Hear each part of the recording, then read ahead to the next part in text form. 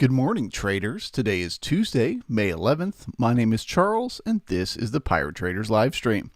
Okay, just wanted to start off today on the daily chart for the SPX, reminding us once again that yesterday we pulled back down just above that 20 moving average. Okay, and that in the past, when we've broken through that 20 moving average, we've had to come down and find support at a lower level. Okay, be it the 50 moving average or a support resistance line. Okay, so when we open this morning, because the overnight inventory pulled us lower, my guess is we're going to open below that 20 moving average. So I just wanted to show you guys we still got this trend line coming up here, which could be support around maybe 41.15-ish, or we've got the 50 moving average down here at about 40.50-ish. Okay, starting us off with that right there. Then let's move on to the market profile. So let's take a look at what happened yesterday. Yesterday, market opened all the way up here. Was pretty much 100% net short throughout the whole day. Sold off down back into the balance area from 2 weeks ago. Okay. Then the overnight took us and traded all the way down to the very low that or almost to the low that we created with the pullback on 5-4. Okay, if you recall, this was a really funky, weird day that I just did not understand what was happening in the market. How did we go all the way down here, create weak references, and then push our way all the way up here? I was baffled by what had happened there, and looks like the market was too. Okay, so they pulled us right back down to these levels where we left behind all these weak references. You can see we had 1, 2, 3, 4 weak references that we left behind on the 5th, and then one that we left behind on the 6th. We got below all of them, found support right at that lowest reference for the overnight. Okay, so that's just a sign that the market is pulling back to repair the weak references that it built its way up on. As far as what to expect today, we are opening with a humongous gap. So gap rules are in play. What do gap rules tell us? Gap rules tell us that if the market tries to fill the gap and fails, you go with it. So you go short. If the market tries to get back to yesterday's low and can't, then you go short with it. If the market gets back to yesterday's low, finds resistance there at the low, then you go short with it there. If it gets back to that level and then it doesn't find resistance, it pushes right back into yesterday's range, then you go long. Okay? Those are the gap rules. Spike rules also in play as we had this late day spike here in the M period. Okay, you could call it one huge spike, basically from the beginning of the single prints in the J. Either way to look at it, it's a spike down. Okay, spike rules also in place. Spike rules tell us if we open below the spike, that is very bearish. Okay, so value, pretty much the only thing giving us a little bit of hope yesterday, which was that value was overlapping to lower, which means neutral to lower, but there's no bullish signals in here. Everything that I'm seeing is saying potential further downside continuation. Now, obviously, the market can find support and start rotating up at any point, but as of right now, things are pretty weak. Okay, we're opening below all these weak references, so we'll go ahead and get rid of them.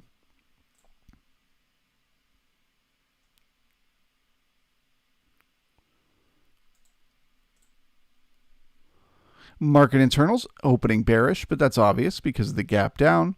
We got to give those a few minutes to settle themselves out, like a half an hour to an hour, before they give us a more readable signal.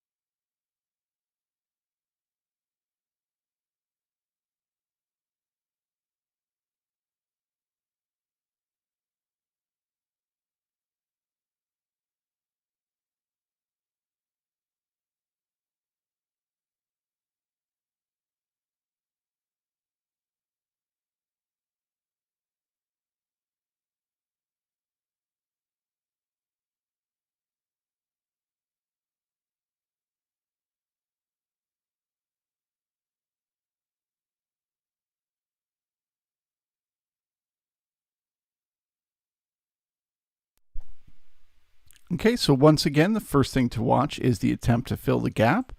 That looks like that's what we're doing now. Overnight inventory was 100% net short, so one would expect there's going to be a counter auction to that auction. So as the market starts to work its way up here into the overnight range, we're just trying to figure out where does it find resistance.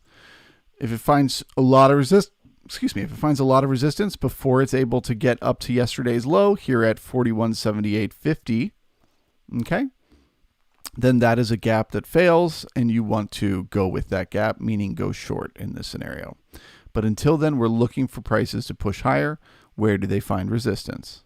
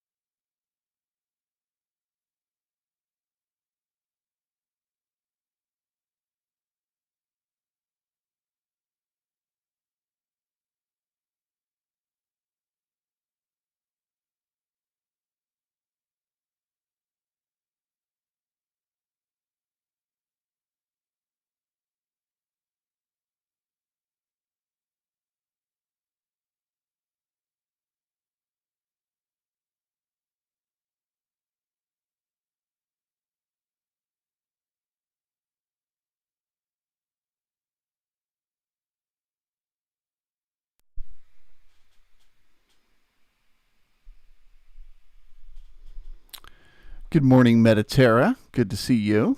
Carlos, good morning. Alex, good morning to see you. Arthur is here. Good morning. Parlin is back. Good to see you. Design Knob in the house. Fausto's praying that they buy the dip. Why are you praying, brother? You can go short. Jamie's here. Good morning to you. Jose, good morning.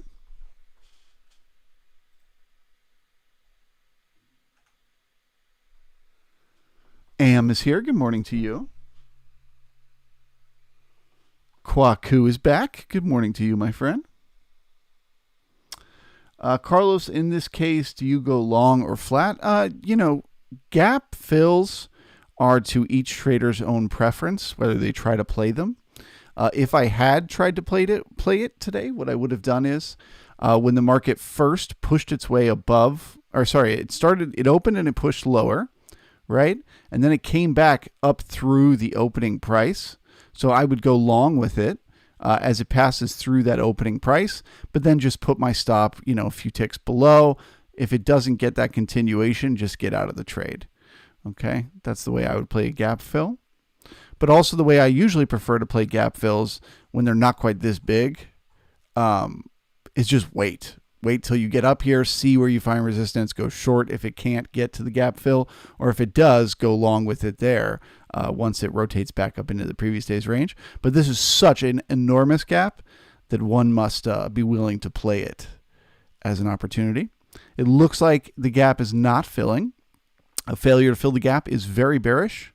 So you got the bearish signal of value being lower. You got the bearish signal of the gap not filling. You got the bearish signal of, some bigger players are jumping in here and building positions.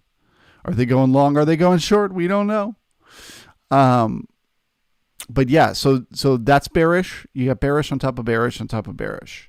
So there's a lot of bearish signals here. Let's see what the market does. The true deal or no deal level to me would be this low here from 5.4 at 41.21. That was good support when it pulled back down. It created weak references above that level, but that was a good low. So let's see if that holds when the market pulls back to there, if it does.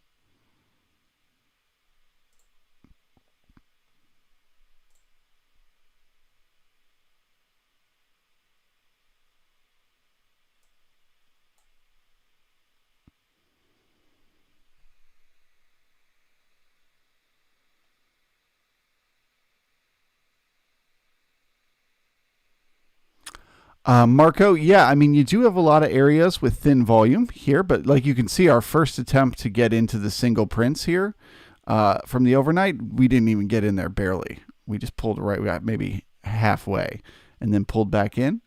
So at this point, we might be looking at a market that's in a trend, right? And the trend will outpower the single prints easily. If a market is trending down, it's trending based on fear. And that's a very potent and powerful emotion that causes very quick price movements.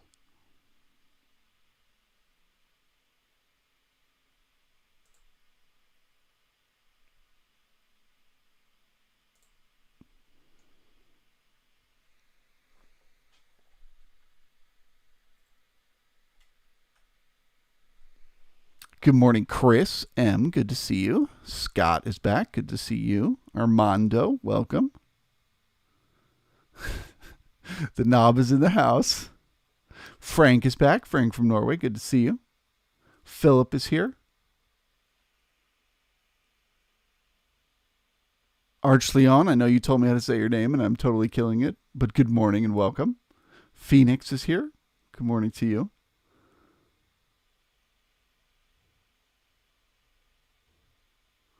Kwaku seeing 41.10 to 41.15 as a buy zone.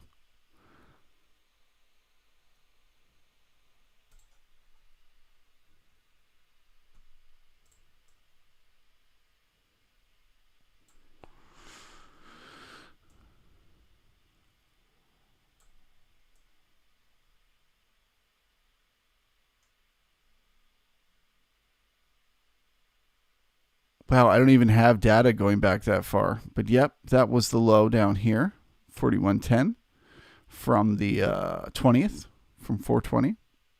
Or sorry, it looks like 419.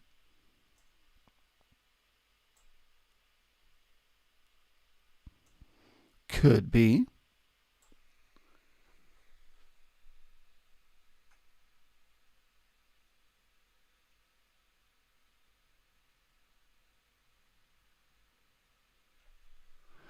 Carlos, I just saw it was one of those things that was happening live in the moment while I was talking. The market was doing this thing where it was jumping up and down like literally as fast as my mouse is right now, and it was just like boom, boom, boom, boom, boom, boom, and that just tells me that that's an algorithm that's going in there. So somebody like a large player has said like I want to go long the market or I want to go short the market, and so they have algorithms that go in and buy and sell. So that they don't like, so say they went long, if they went long with a huge position, they could spike the price like crazy and then they're overpaying. They're paying up here. So they have bots that are computers that are designed to get them into the trade. We don't know if they went long or short, but somebody stepped in with some size, I'm sure, that caused all that rapid movement.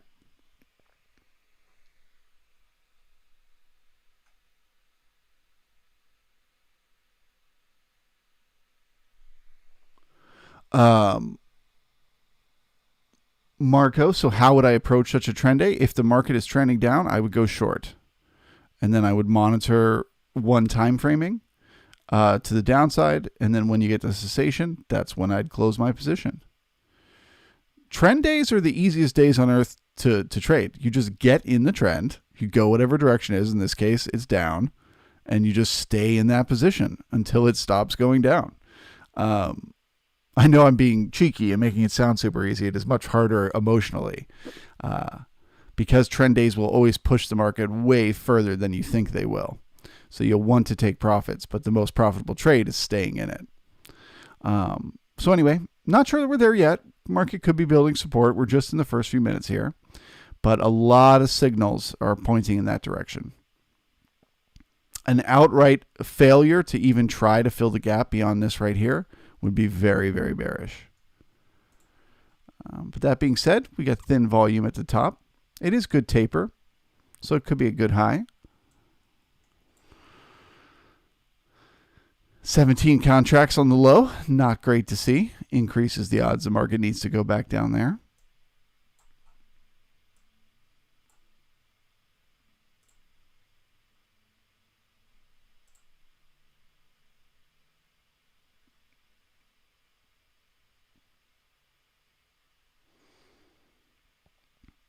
Remember these weak references, like this weak F period low from 5.4, they're not officially repaired until they're repaired on the regular trading hours. So we do have a weak reference just below us down here.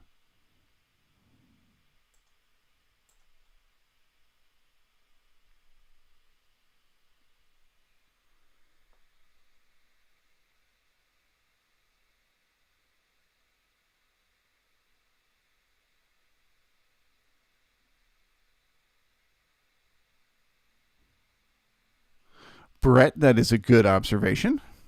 You need the big money players to move the market in a big way. And they need us to be the liquidity in between. So it's just a symbiotic relationship. The buyers and sellers are just providing each other with what they need. Okay, here's the next attempt to fill the gap.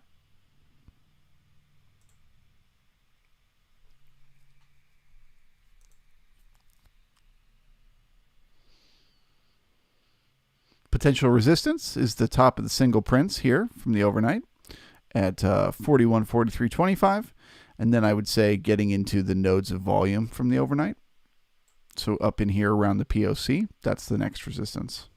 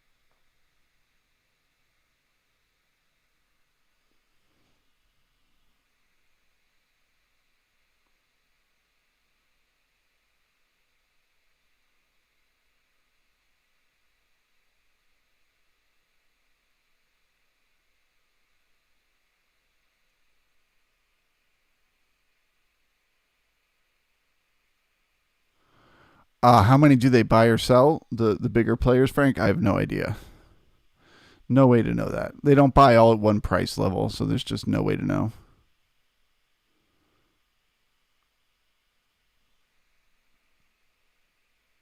I think that's a great observation on the retest of those moving averages, Trading Donkey.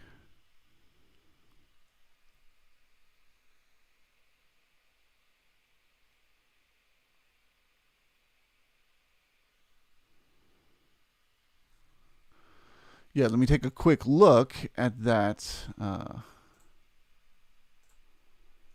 daily.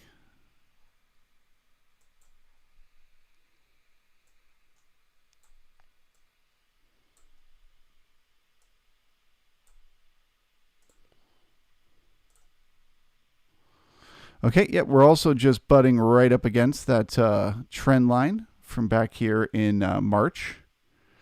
Okay. So we got that trend line we're currently finding support. Very temporarily finding support. And then we've got the 20 moving average on the daily just above over here, which could act as resistance. So very good observation that we might get stuck in this range, which is like on the SPX is like 42 to 70.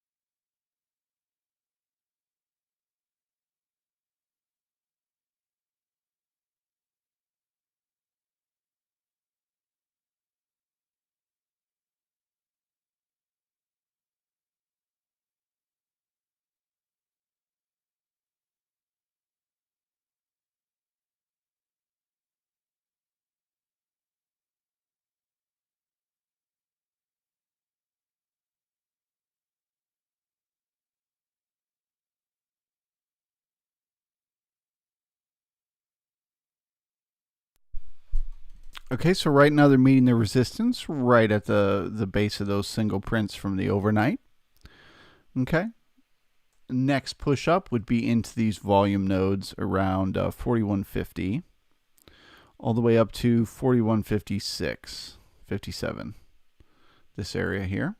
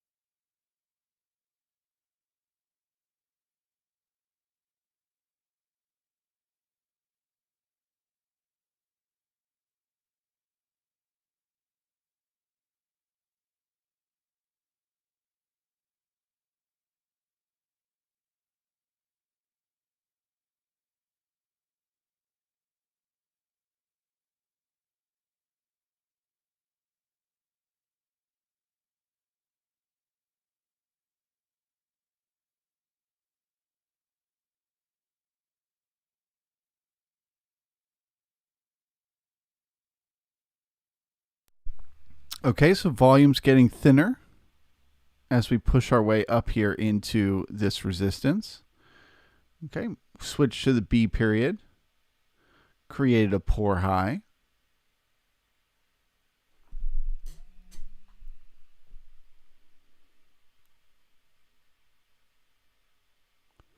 So yeah, we got all this volume up in here. This will be the next little area of resistance to the upside. We are now 1 time framing higher. We are trending up.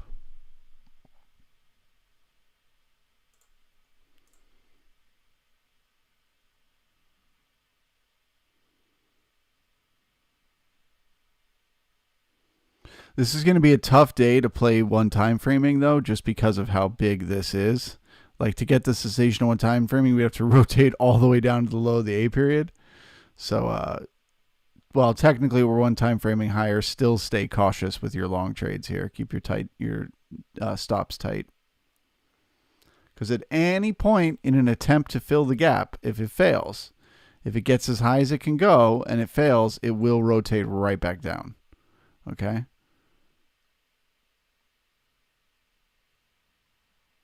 Right now it's doing a good job of trying to fill this gap, but we got lots of thin volume here, so I expect somewhat of a pullback.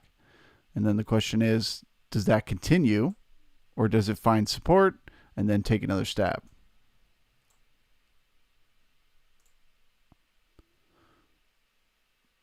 Internals are trending up.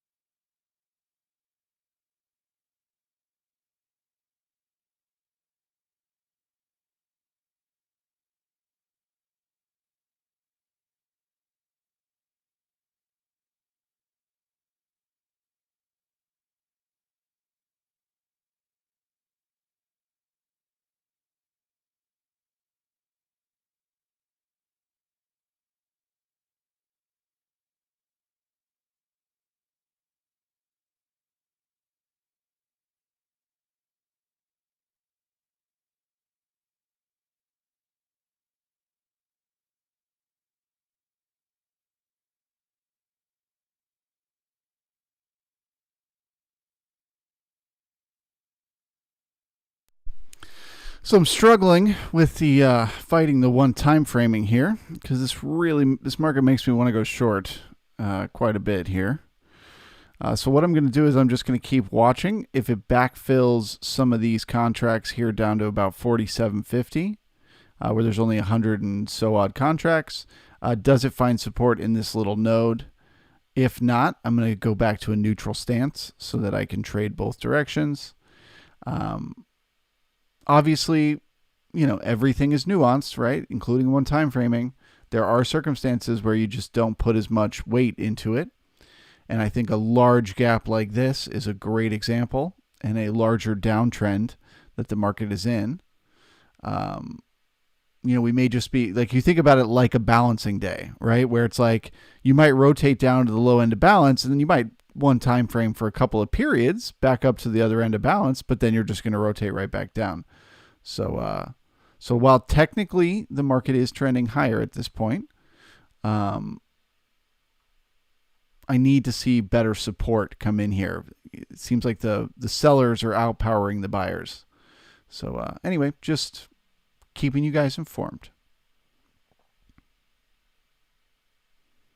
Can't find support right around this 41.47 level. I'm going to go neutral.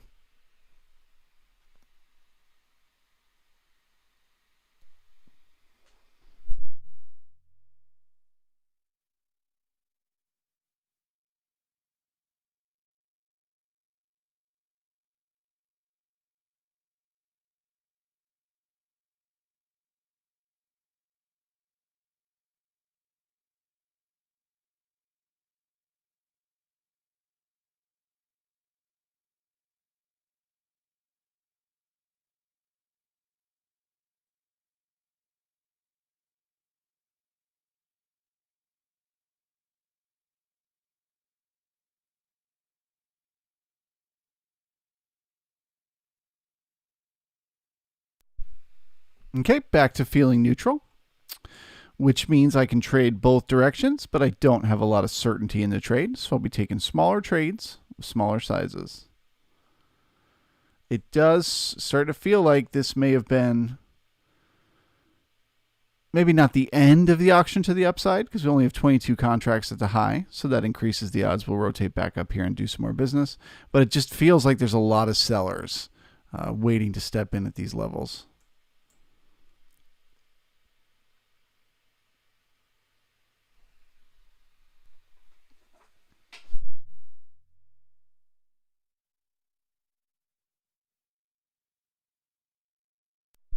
Phoenix, yeah, that's the general idea, was that the push back up, the attempt to fill the gap, was the short covering, right? All these people that went short in the overnight, they're taking their profits, and it's pulling the market higher.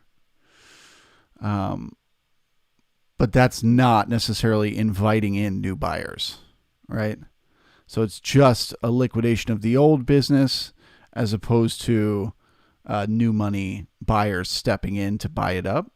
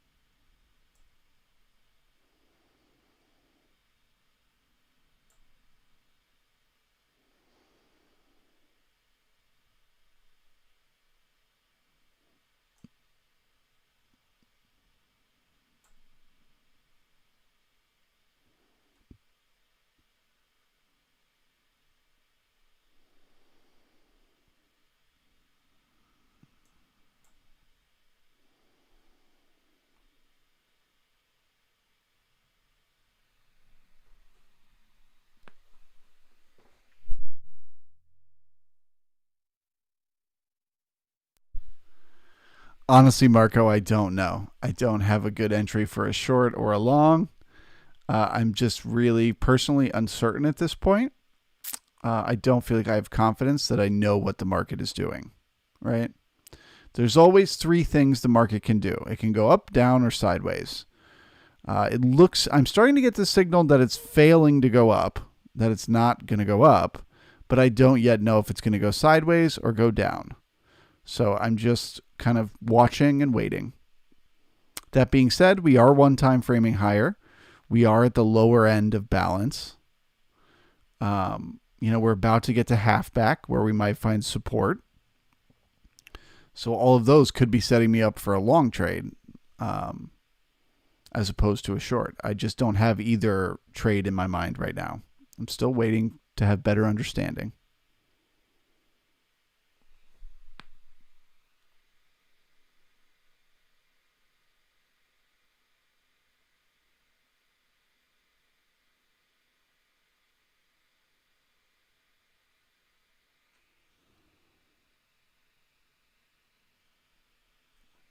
Yeah, I feel you, Design Knob. This volatility is a nightmare. If you're a position trader that likes to just open a position and then sit there and let it run for the day, man, it's tough to watch these moves. This is a scalper's paradise right here.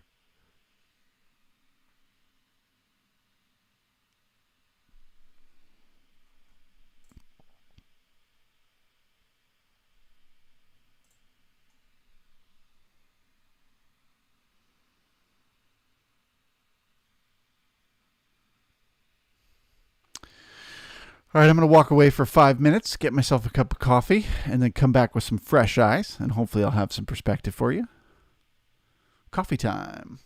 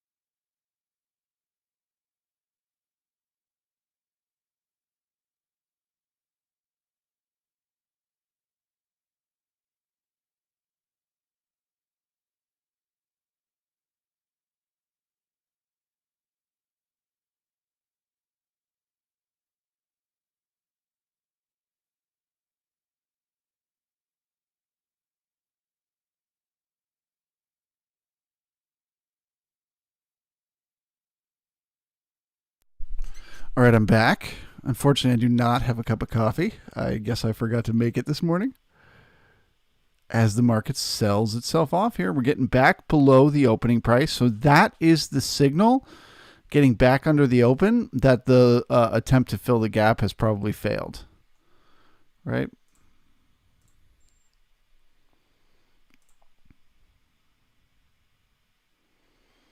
Okay, internals changing tone. They were starting to trend up.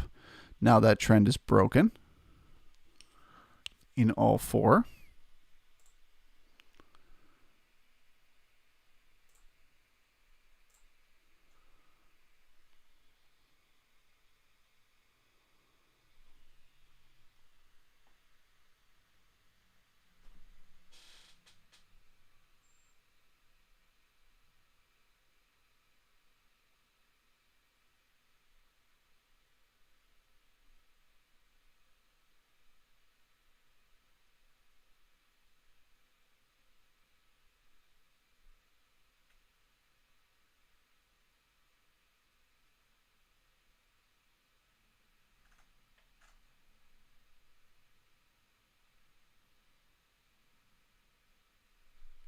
well, I make my own coffee. It doesn't really matter where I live. Uh, but ironically, the coffee I'm drinking is from San Francisco. So I'm drinking California coffee while I'm in Seattle. Don't ask questions, okay? Don't ever question my ways.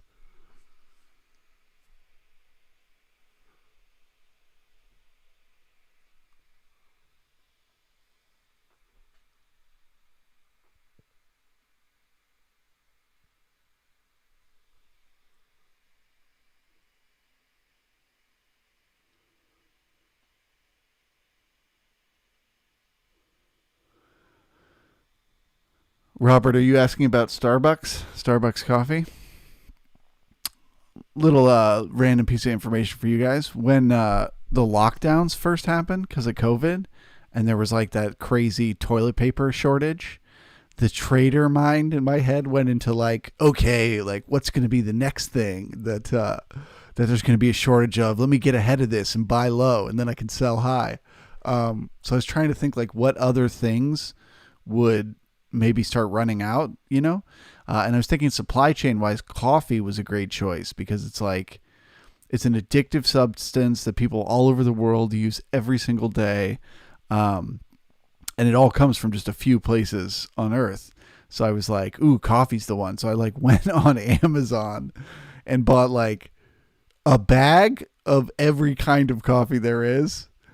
And just like stocked up on coffee. Anyway, I like dark roast, so I stocked up on like the dark roast of every different brand. And I'm disappointed to say, after trying all the brands that are available, that the Starbucks coffee actually tastes the best. I'm so sorry, guys. I know. But I really did try like 50 different companies, and the one I liked the most was the Starbucks French roast. Those corporate fucks, they got me.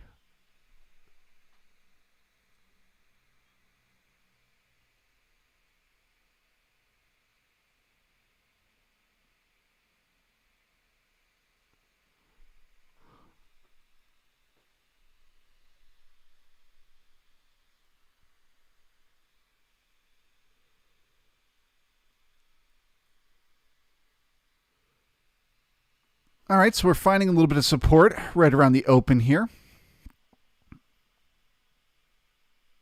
Starting to feel like we're setting ourselves up for a rotational day. C period prints in 10 minutes, comes down here, gets a few ticks below the B period low, and then we just bounce around.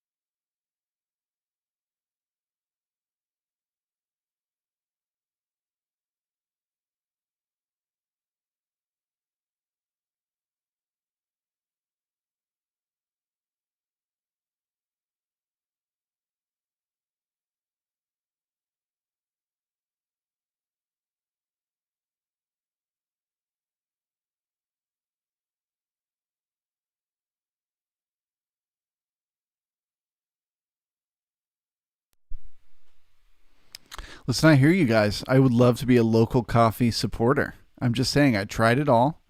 And even if they're giving the worst beans to Starbucks, those beans taste good. Because I did a taste test on them all. The question on whether or not or why the stream is cutting out, I just don't have great internet here the last week or two. We've had some trouble. So if the stream does get cut off, just come back to the page and I'll start a new one a few minutes later. Or if it's just glitchy for you, refresh your page.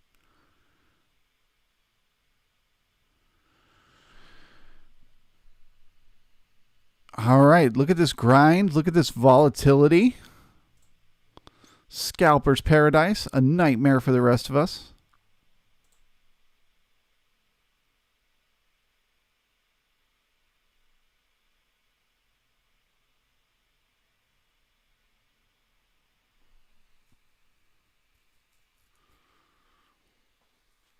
Looks like we're doing some backfilling in the area where they had the single prints from the overnight. Which way will we break out of this range? I don't know.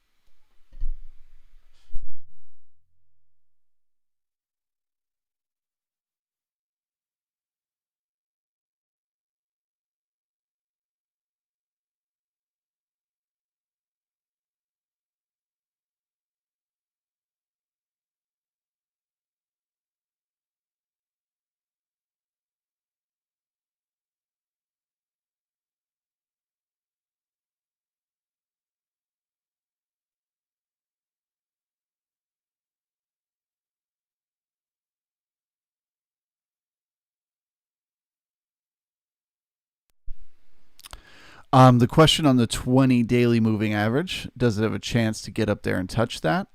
Yeah, of course. It always does. Markets can do anything, but it's starting to feel to me bearish here. It's starting to feel like we either need to just go sideways or go down. It really doesn't feel like the buyers want to take over the market here today. So I don't think that we're going to get back up to the 20 moving average, but I'm just saying it's not impossible. It wouldn't be impossible to completely fill the gap today, to work our way back up to yesterday's low. Happens all the time.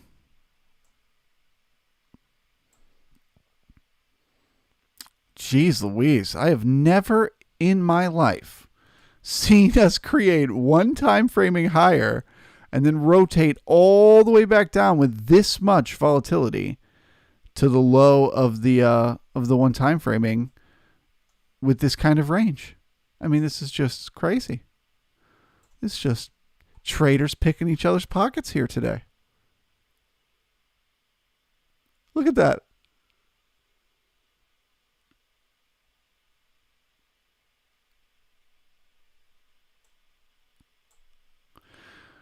All right, so now we have an overlapping range.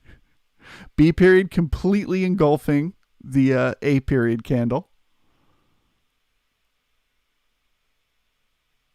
Market heading back down to the lows, looking to repair this weak F period low we left behind on the 4th. Will it find support once it gets a few ticks below? Or will the downtrend, the larger trend, continue?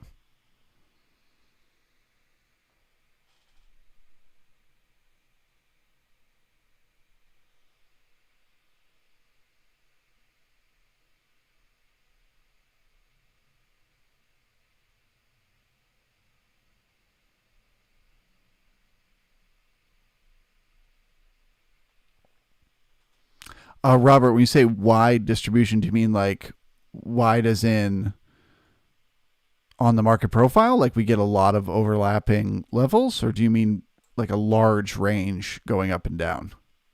I mean, yeah, it could be a large range day. Remember that the days that the market goes down, okay, it always has much bigger days than the days that it goes up.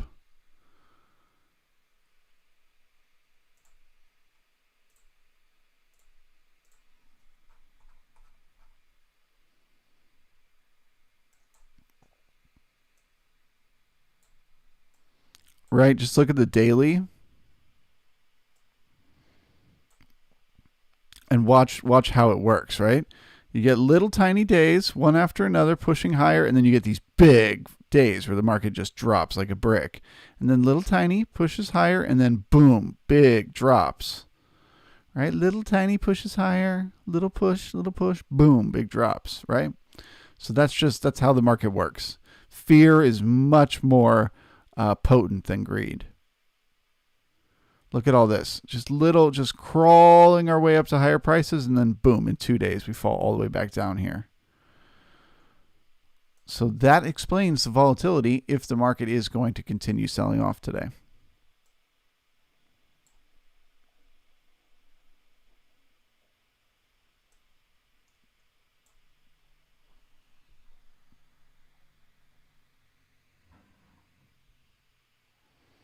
Because fear. There you go. All right.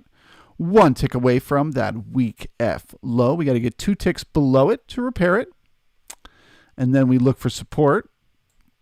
As I said, this low from 5.4 at 41.2050 is a good low. So let's see if that'll hold. If not, expect further downside continuation.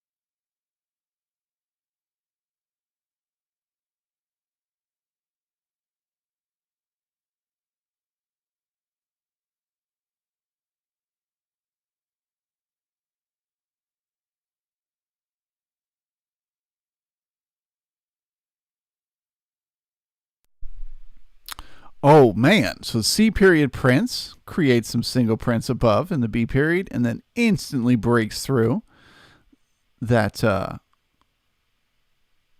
support that I saw from 5.4. So we are trending down, folks. I'm just going to say feeling bearish. No, I'm going to say trending down. We are one time framing lower now.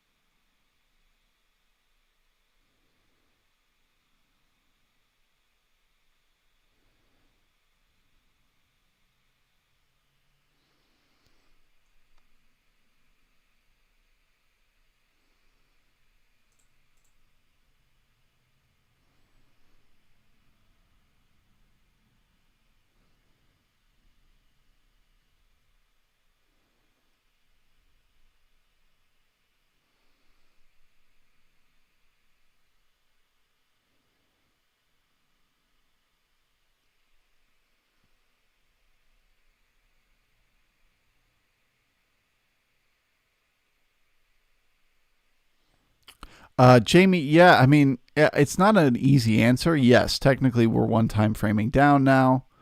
But it's a weird day because we had the engulfing B period and we've got this much volatility and we're at this location looking to the left, where there's tons of support.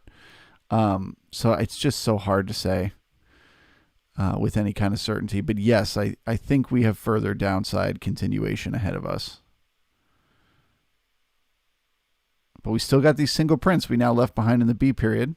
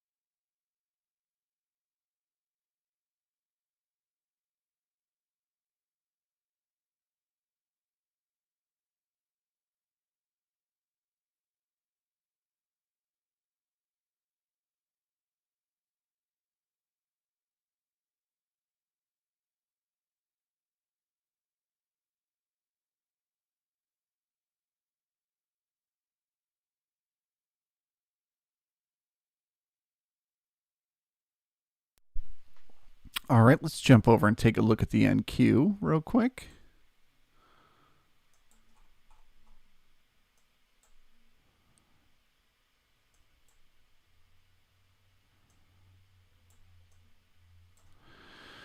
Okay, the NQ, not quite as bearish as the ES today.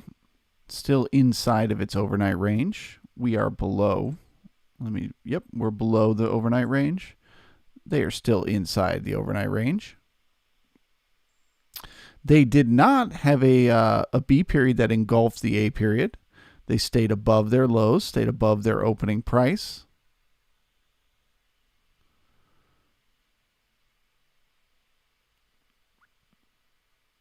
So yeah, this actually looks more like it wants to rotate than necessarily trend down.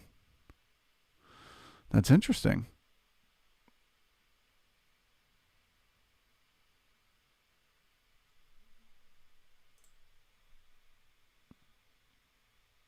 Internals clearly trending down now.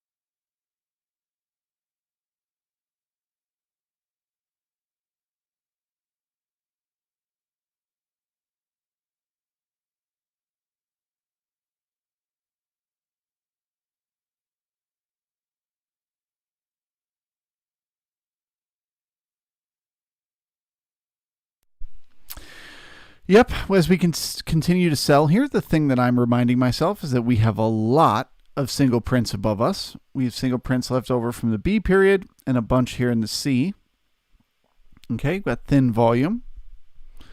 So that doesn't mean the market cannot continue to sell off, but it's just something to keep in mind. The market would probably like to rotate back up real quick, bring in new sellers up at these higher levels, and then push down again.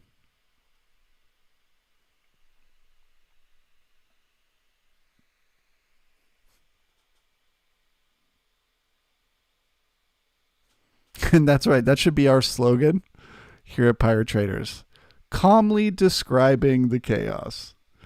Or the carnage. Calmly describing the carnage.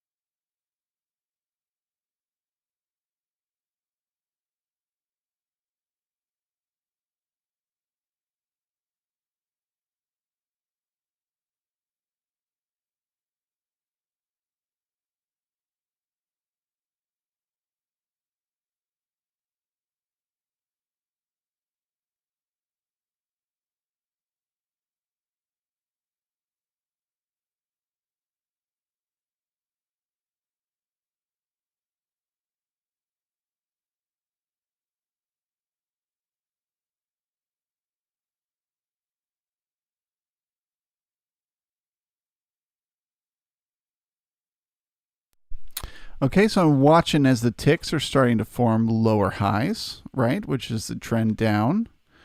The I hate when it's as I say it, it does it. The tick that comes and busts above these highs could be the one that shows we've found a low for the day, and we're going to start rotating up.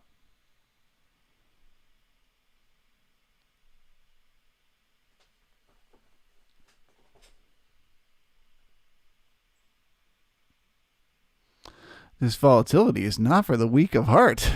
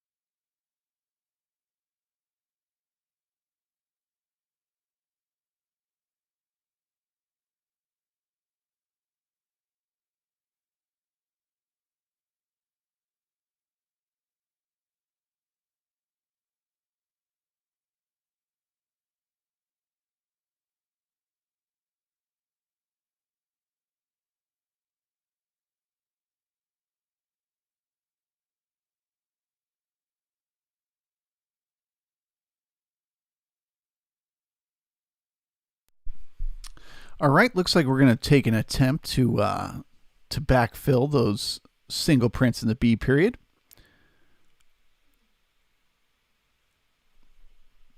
So then the question becomes, what happens when we fill in these single prints? Does that bring in the resistance? Does that bring in the sellers for the next push lower?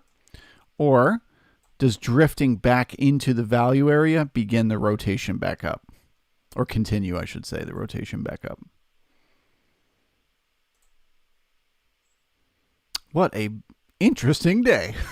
I mean, in terms of reading technicals, today is very interesting, but hard as fuck.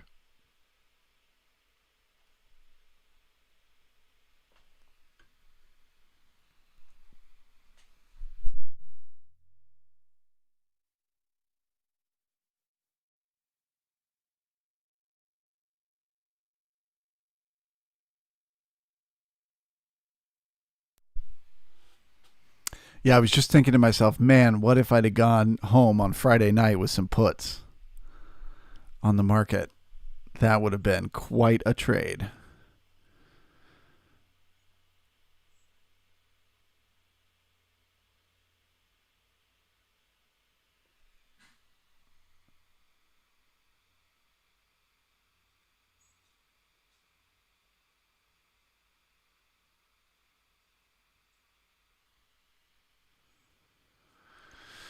If you're talking about the single prints in the C period to the downside, yeah, that would be essentially a giant wick on a regular candlestick. It would look like that right there.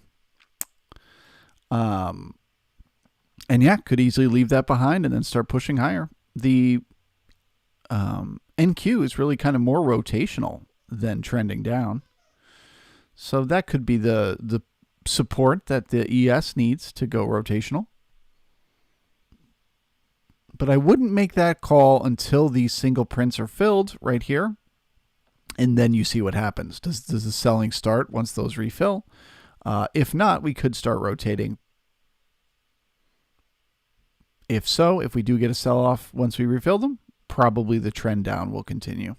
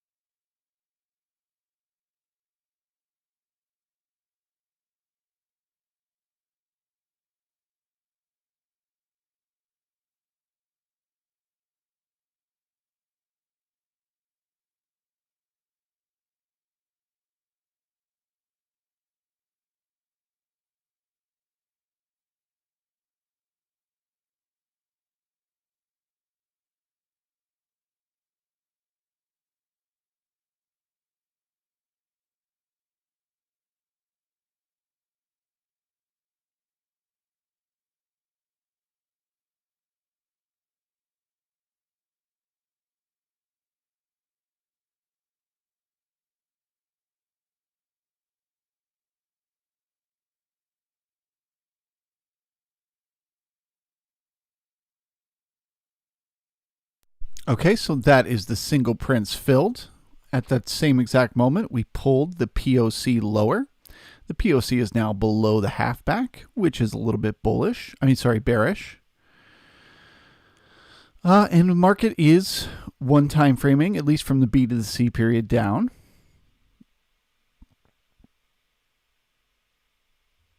So the question becomes, here's where the battle is happening. Do we find support here and start a rotational day where we grind around? Or does the resistance step in, the sellers step in, and we take another leg lower?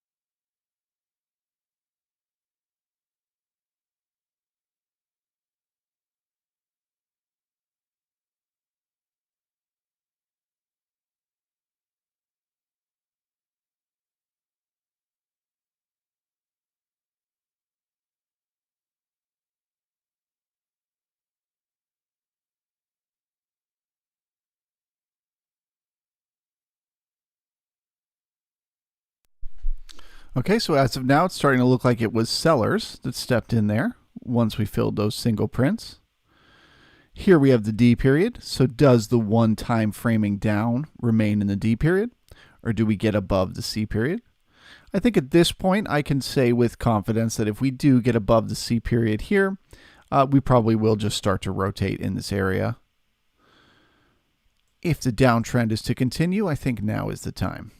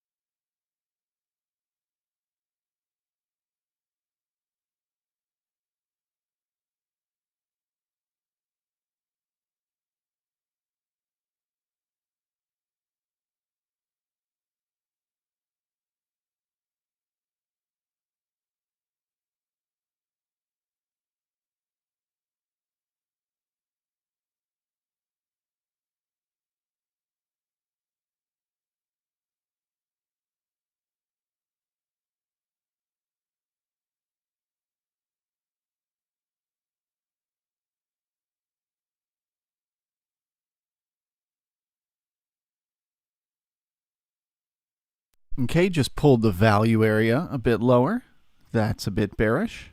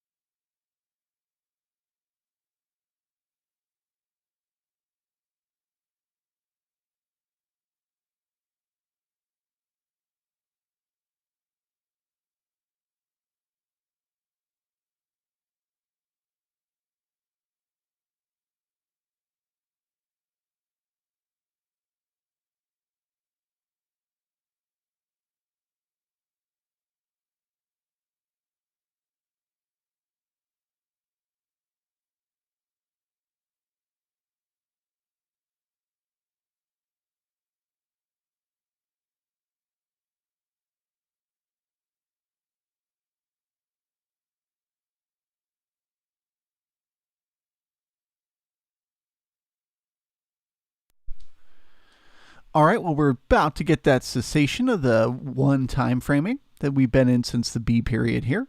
So I'm going to go ahead and take us to rotational because I do expect that the market will do some rotating here. Okay? We created a new trend in the ticks going higher. We broke those highs that we were getting stuck at before. That's bullish. We're showing kind of a reversal in the breadth and the advancers versus decliners. And the NASDAQ has been rotational all day. Right? So that increases the odds that the market is going to rotate here. What kind of range it's going to rotate in, I'm not yet sure. Will it be able to get above value? I don't know. Sure, it looks like it with the volatility it's getting now. But yeah, I would trade it. I would trade it rotational, but I would be more cautious going short up above value here, just in case this is sort of the V shape. You know, we just found a bottom and now we're going to push higher to take back some of these losses and get into the gap a little bit, because that's possible. If you're going short up in here, I would just do so cautiously. Just have a tight stop.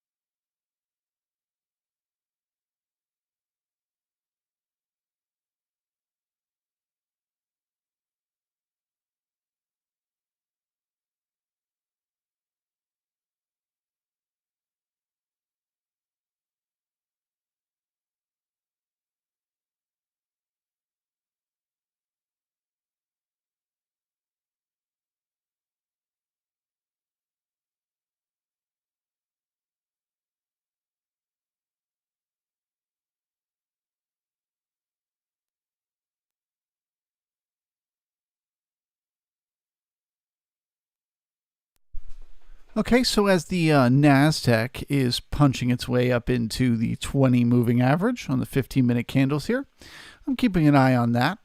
If it becomes resistance and it causes the market to start rotating down, that will be one indication of a little more weakness. Whereas if it punches right through, that increases the odds that when it pulls back down, it finds support. Okay? So I'll be thinking about that as a more bullish scenario for the ES.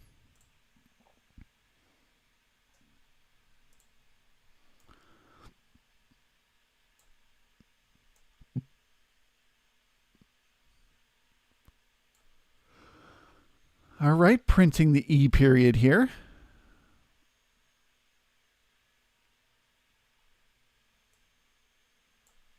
Quite a day. Man, volatility-wise, this one is either going to make you or break you. It's days like today that I find myself paying very close attention, wanting to learn lessons for the next time this happens, knowing how to read it.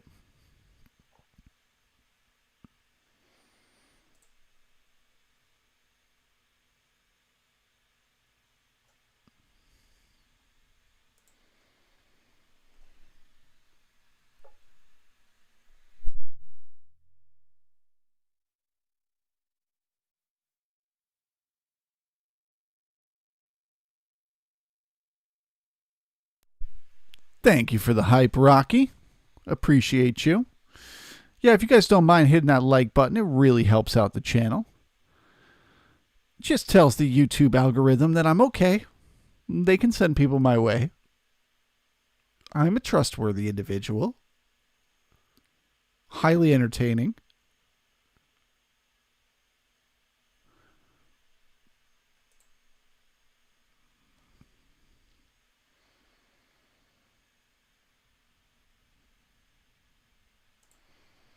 Let's just pop over and take a quick look at the NQ. Okay, yeah, it was clearly rotating. It is broken above that B period high. Got some single prints here in the D period, likely to get the market to come back and backfill them. Currently, it seems like that 20 moving average is working as resistance. Man, they almost filled their gap, too. Look how close they were to filling the gap. So that, to me, like in a when what should happen scenario, once we fill these single prints down here in the D period, here on the NASDAQ, I think you'll probably get a push up to yesterday's low. You just come so close to it. I do think that that is very likely.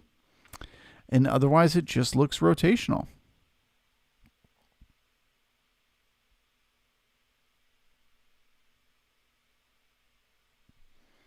Back to the ES.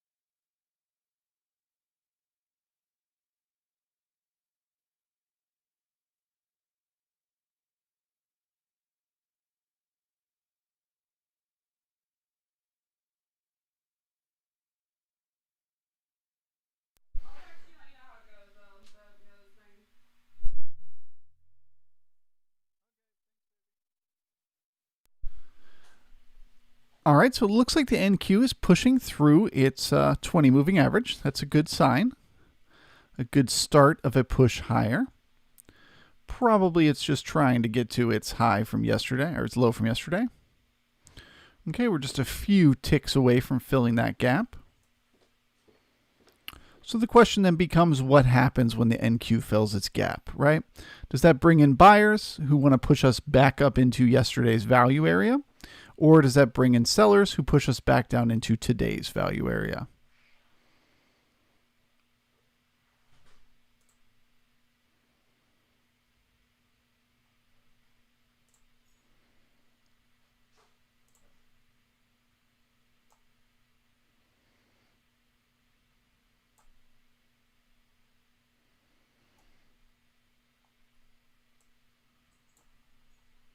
Back to the ES.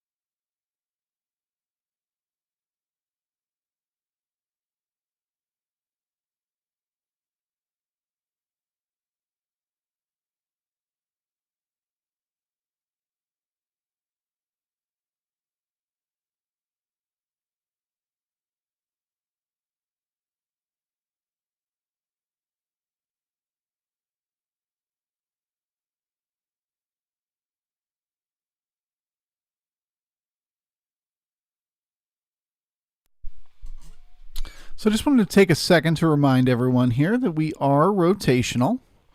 This feels like a rotational market. Okay. The reason I say that, I'm looking at the ticks, right? They are starting to kind of look like they're trending higher, but it's so messy. You know, the trends are so unclear down here in the ticks, as well as on the advancers versus decliners. Sure, they're starting to trend higher, but they're still well within bearish territory. So that's all feeling a little rotational to me. I'm also watching how the NQ has now twice failed to break through the 20 moving average to the upside.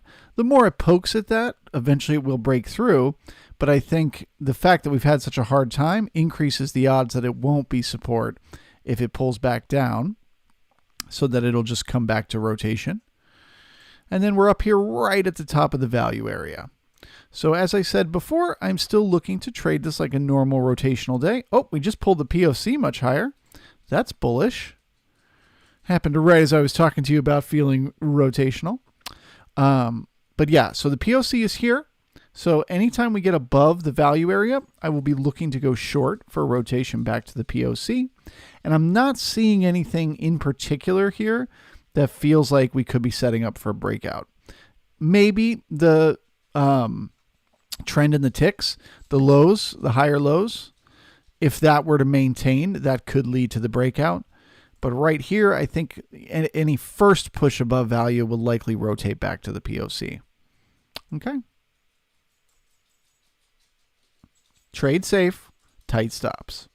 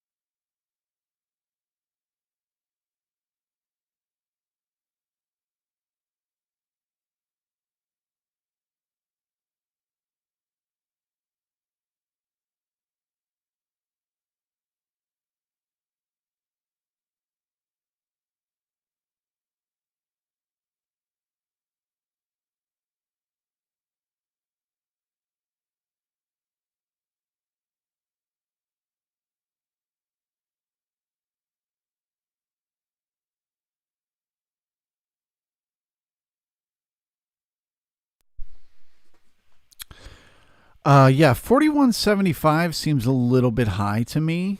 A true breakout to the upside could easily get there, right? We could even fill the whole gap and get up to 78. But I'm not feeling it yet. Right now, this all just still feels like rotation to me. Yes, it could be the setup, right? The ticks we're getting the trend in the ticks, higher lows. Okay. We've had the rollover in the other internals. We had the push through the 20 moving average on the NASDAQ, which is currently now acting as support. So all the signals are there that we could be getting ready to break out and then have a push higher. But it's just, I'm not certain of it yet. I'm still sort of leaning more towards further rotation. Ready to make that call just yet. Still feels rotational.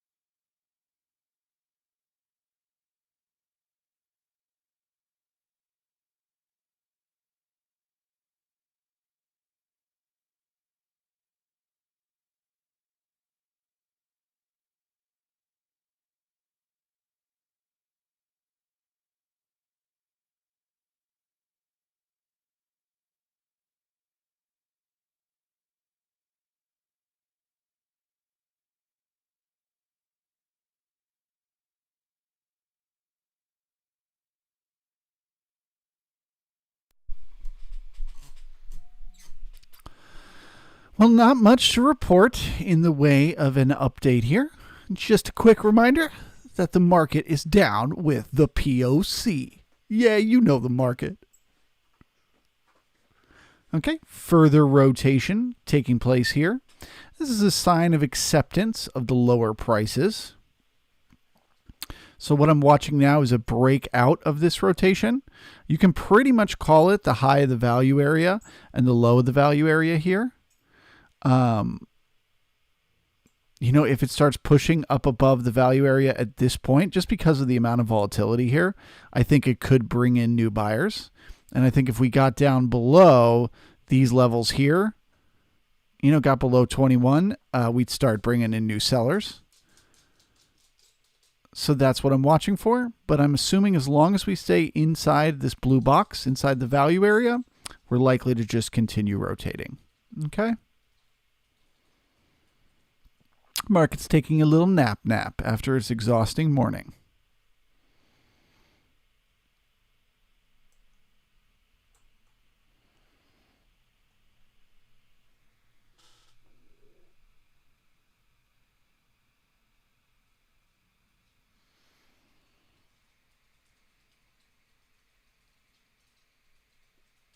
Rocket, I assume you got into a short somewhere?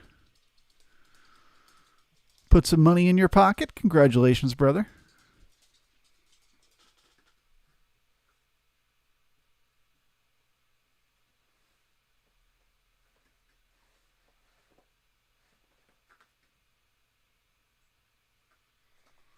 I agree, Rocket. It's been frustrating for me.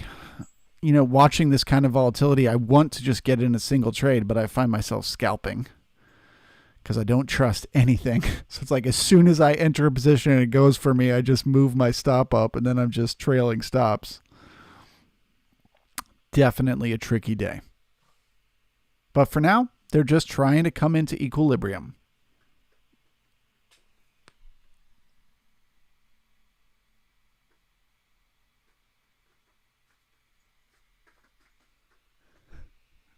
Yeah, we are definitely not overbought in the like department.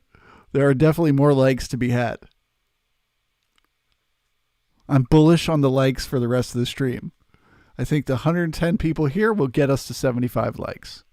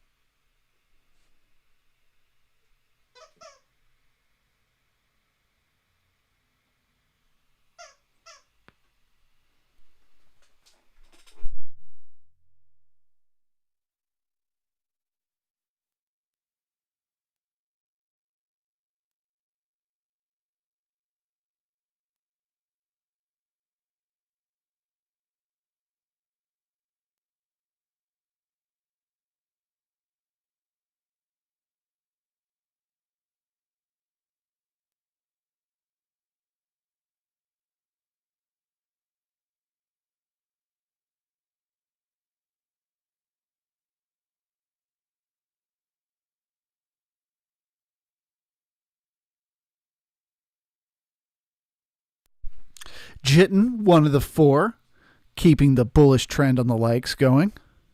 Thank you, sir. Is my Wi-Fi being shady again? Are you guys getting glitchy? My apologies. I'm not doing anything else at this point on the internet, so it should level out here at the same time that price is.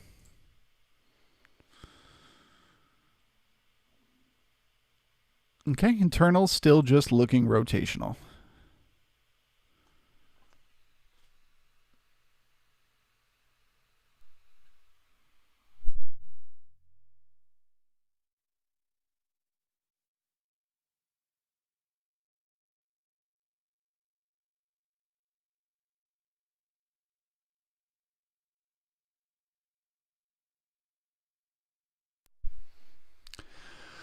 Arthur asks the question, are we in a bearish market?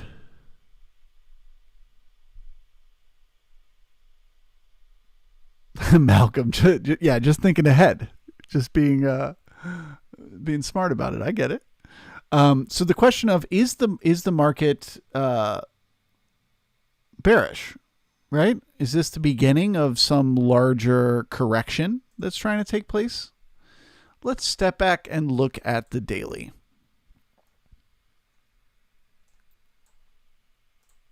Uno momento, por favor. So here's the SPX on the daily and what's happening now.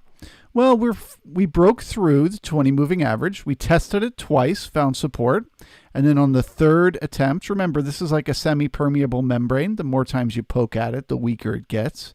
So on our third poke in the overnight last night, we broke right through that moving average and began to sell off. Now we are currently finding support. It does count if there's a wick below as long as the candle closes above. We are finding support on the trend line. You see this white trend line? It starts here on March 4th, and then it connects to the lows from March 25th, okay, which was the last time that we broke the 20 moving average. So we came down here, we broke the, just to step back and remind people, we broke the 20, immediately pulled higher. Broke the 20, immediately pulled higher. Broke the 20, went down to the 50, found support, pushed higher. Broke the 20, went down to the 50, found support, pushed higher, did it again, pushed higher, did it again. Then we created this low. That's why this low is important to me and why I'm looking at this trend line. Okay? Because this was the first low that we created below the 50. Okay? So then we came down again, found support, made a higher low. Next time the market broke the 20 was right here. What did it do? Went down to the 50. And technically, if we zoom way in, we can see it broke the 50 and hit this support line. So that's why I drew that line from there to there. It was because both times we broke the 50, we found support on this trend line. Okay? So now that trend line is way above the 50. So that in my mind means it's less likely to work this time, but maybe it will. And so we'll know at the end of the day today. So the long and short of what all that means is, I think if we stay at the level that we're at right now or close higher, then the trend is still intact. The market is still pushing higher over a longer term basis. But if we start to pull below this trend line, like if we close today down at the lows of the day, and this candlestick has broken the trend line, I think the target becomes the 50 moving average. Okay? So then that would mean we're in a larger downtrend to get to that 50. Does that make sense? I hope so. So much of the time in trading, to have certainty about what's happening, you must wait. In this case, we have to wait till the candle closes at the end of the day. As of now, intraday, the market is rotational.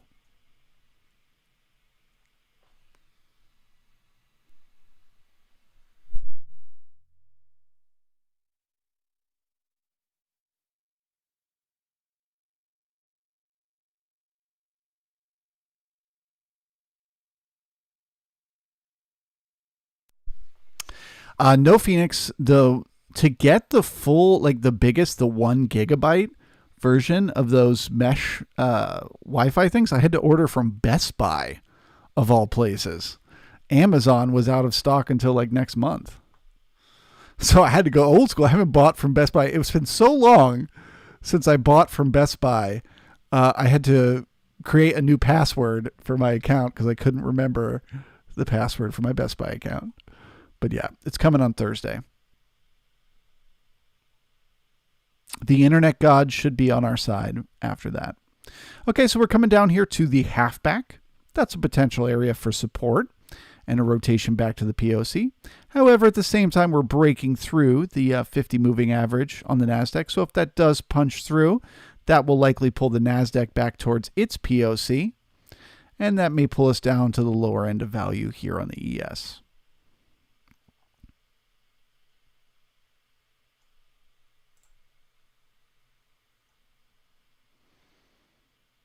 Okay, so here's the NQ.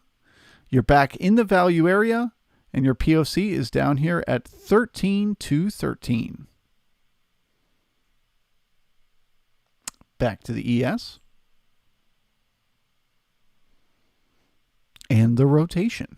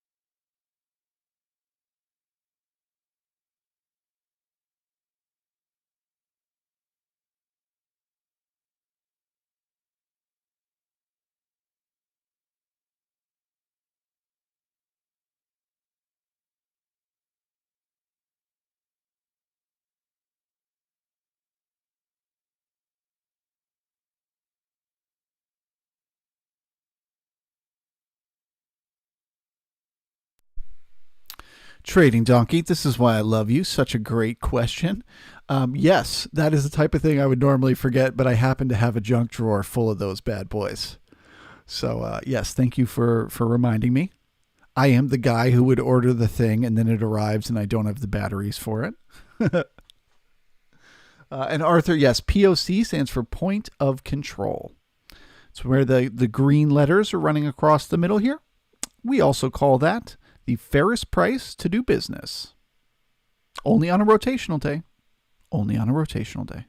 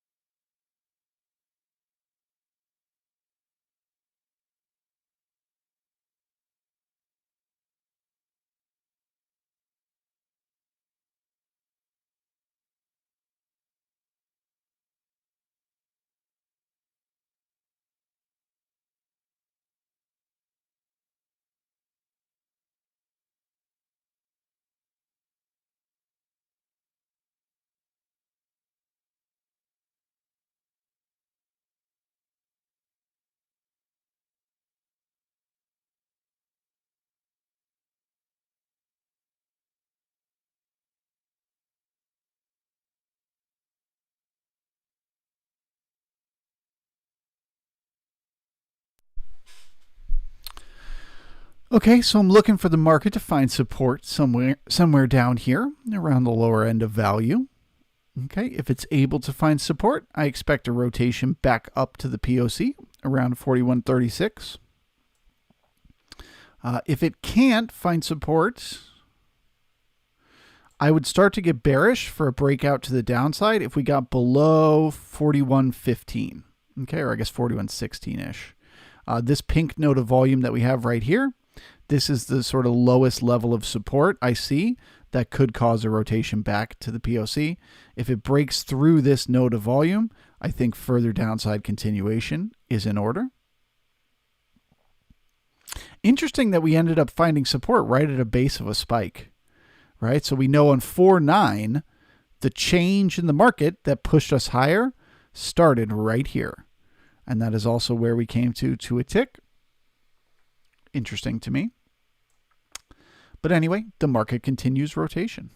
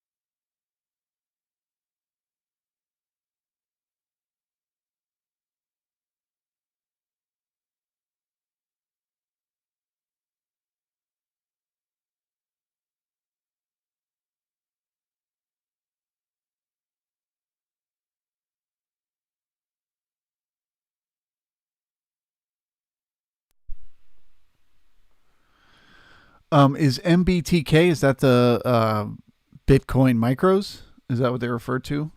Um, yeah, that makes total sense. They're new. There's not going to be a ton of volume in them. Most of the bigger players who are used to playing with those playing with the futures or trading with the full size ones. So yeah, that's one of those markets. It'll get bigger and bigger over time. It'll slowly suck, traders out of the traditional markets too, I think, futures traders. But not immediately. It'll take years. But I'm glad you're giving it a try. Starting to build some volume in those nodes.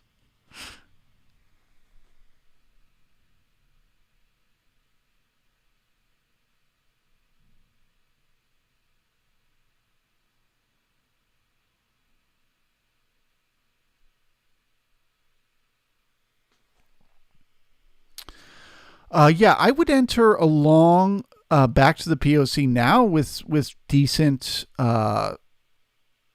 confidence, right? Because the market found support in the G period. Like the question of how do you define finding support? It's such, oh boy, just pulled the POC much lower. So I take back what I said 2 seconds ago about going long here. Yeah, the idea is when you're looking for support, before the market gets to a level, you're trying to pick a spot, right? And so you can use anything you want to pick spots, right? For me, the thing that was standing out was like the low of the value area and the low of the overnight, right? So like what happens if the market gets below that level? That's what I'm asking myself, right? If the market rotates below value, which is where I'm looking for entries long, what happens when it gets there? Well, I don't really see much support over here to the left, right? So the next support that I potentially see is this pink node of volume. So what I do is I say to myself, okay, that's support. That's what I think support is going to be. It's just a guess at this point. I have no idea. So then the market starts to sell off. I literally watch second by second as it sells into this range. And what happens, right? Does it come down and like instantly get to where this little red candle is and go boom and bounce off of that? Does it bounce off the top pink one? And when it bounces, like how hard does it bounce? Does it shoot way back up and then come down again? Or does it just kind of bounce a little tiny bit and then push through? The way that it reacts the first time that it gets to this level is probably the best indicator of it becoming support. So let's say that happens. It trades down here. It gets into like one or two of these pink candles, and then it starts pushing up again. Now I have more confidence that this will act as support. So every time it comes down and it pushes against that level again, I'm watching and watching and watching. And it's hard to know when's going to be the last one, right? Was that the last push? And now it's going to keep going up. That's really hard to know. But by this point, if I think it's going to be support, I've seen it act as support, I've probably entered my trade under the assumption that it is. Okay? Jim Dalton describes it as going long with like 60% confidence, right? Like you just have to have a little bit better than 50-50 confidence that the trade is going to find support there. And then you enter a position. And so then once I've entered the position, I'm watching it grind around. Then I have to decide, well, where do I put my stop? Right? I think it's support. It's hit here a few times. It seems like it's support. So where will I be wrong? Well, if I wanted to go a tight stop, I'd say just below these pink nodes, and I'd put my stop right there. I've entered the first few times it tagged that level. I've got my stop just below.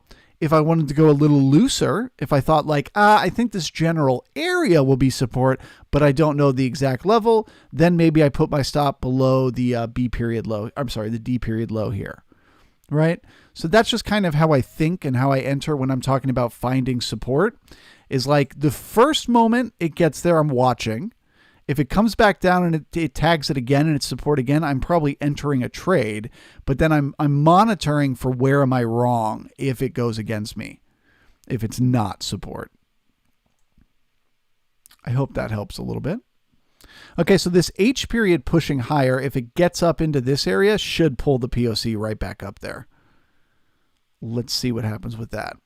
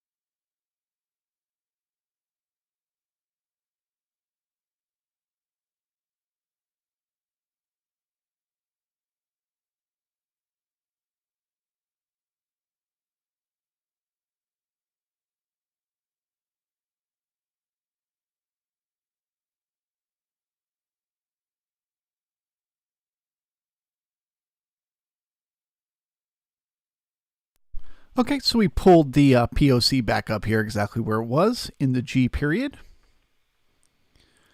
So once again, rotations below the POC are good trades long for rotation back. Okay, the market remains rotational.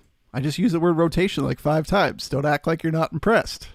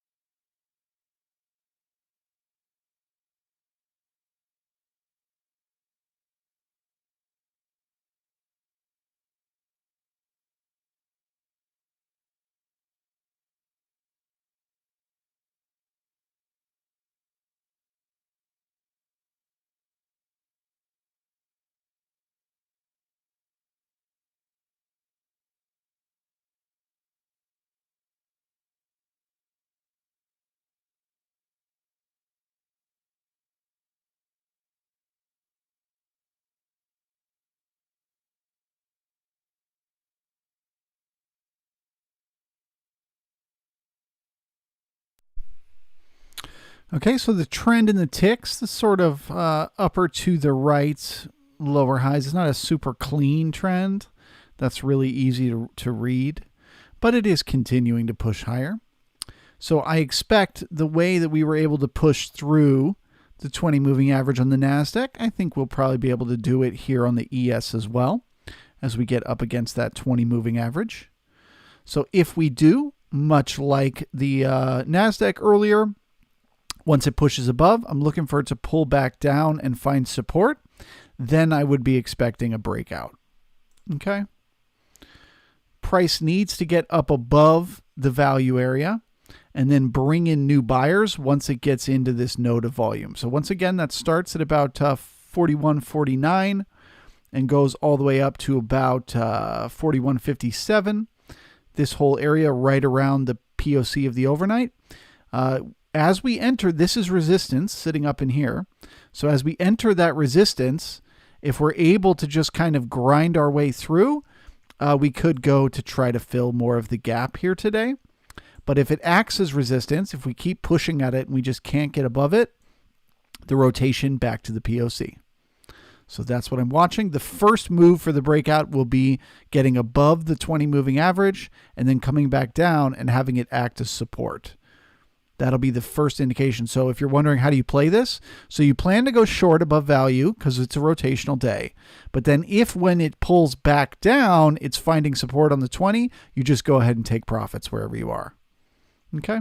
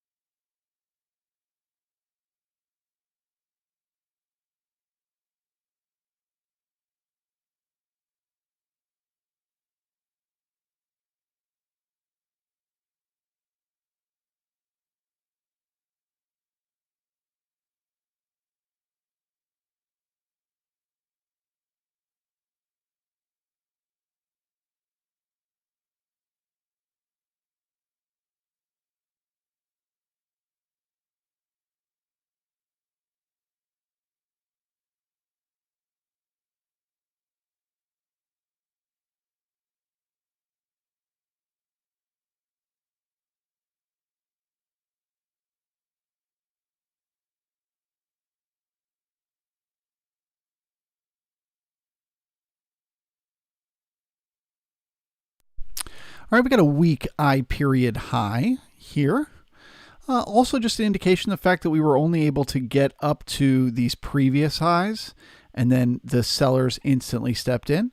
That's an indication that that's short-term traders who are taking that sale. Okay, so that increases the odds that the market will come back and repair this weak reference. But it's also worth noting that it couldn't really get above value. Even though we've got this little thin bit of volume over here, just a few bucks above the F period high, the market couldn't get up there, so that increases the odds that when it does, it's likely to find resistance for its push back to the POC. But let's wait and see. We are also above that 20 moving average now, so does that become support on the way back down? If so, I would go long for an attempted breakout.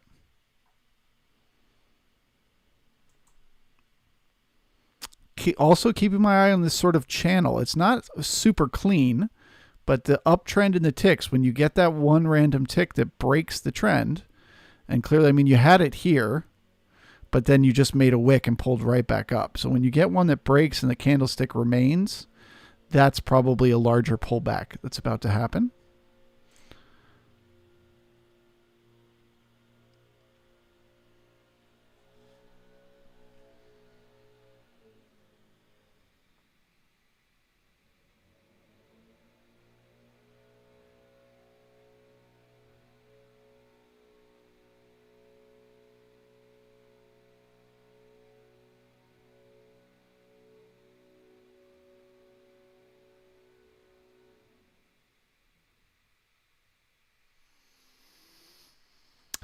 Lewis, I don't know that I think that's a fair little dig at Design Knob. Even the best traders in the world are not right 100% of the time. And today is one of those days where if you were wrong, you could have gotten eaten alive for it. So I think if somebody had a tough day today, that doesn't mean they're not progressing as a trader. It's just a tough day in the market.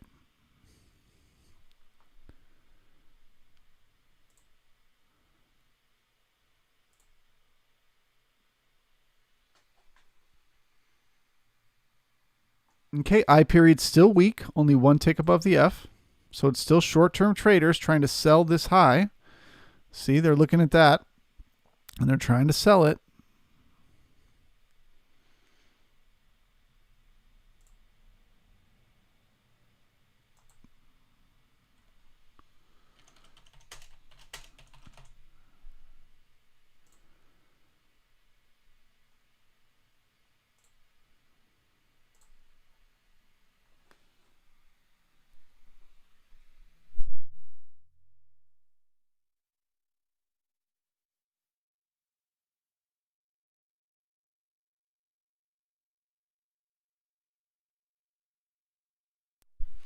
Yeah, 100%. This morning was a nightmare to try to trade.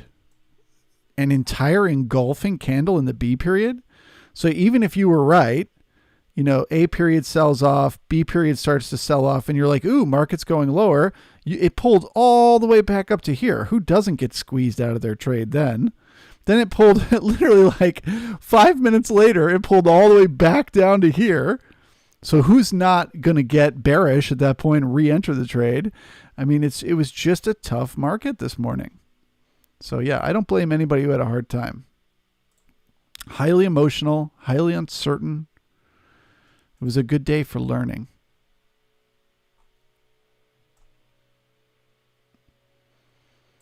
Okay, so could this be the breakout? It seems like we're finding support here on the 20. We are back above the value area. The trend remains in the ticks. Not saying it's going to happen, but if it were, this is how it would be set up.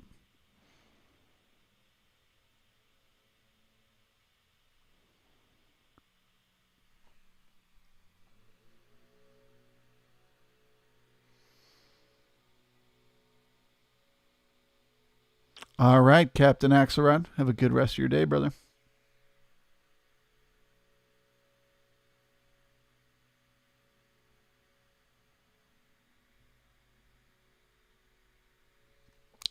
Lewis. It's all good, man.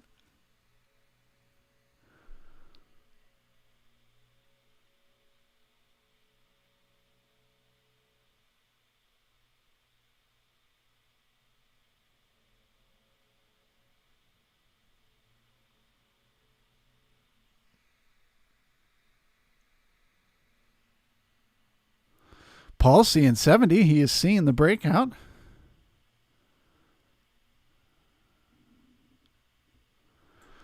Push to get us back to the base of the single prints here at the, or the at least the start of the single prints here in the I period from the overnight. Only 42 contracts traded. Dun, dun, dun, dun. That needs backfilling. First, we got to get that breakout. We got to get above the POC. Okay, this area here, all this volume from the overnight, a lot of trade took place in here. So there's a lot of resistance built up.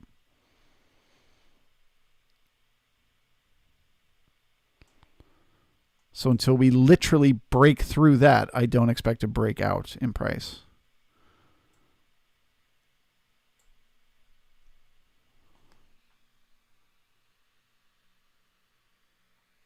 It's a measured move. There you go.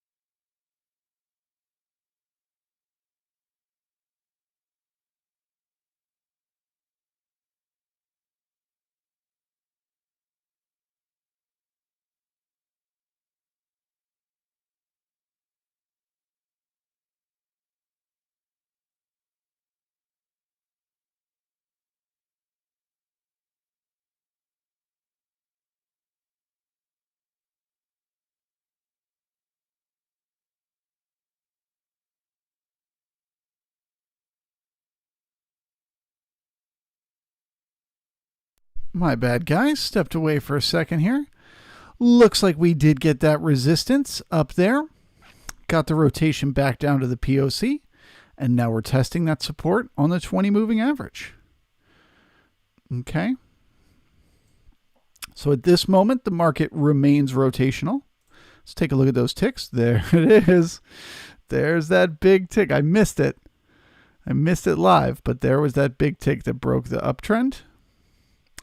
If it wicks, if it pulls right back up into here and it wicks, we could consider it still going. But it looks like we're back to just rotational. We took an attempt at breaking out, and we just got pulled right back into rotation.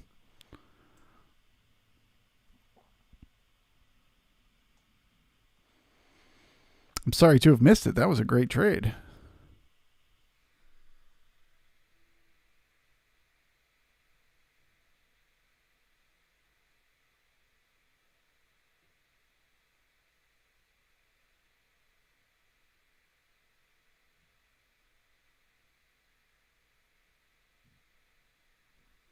All right, Rocket.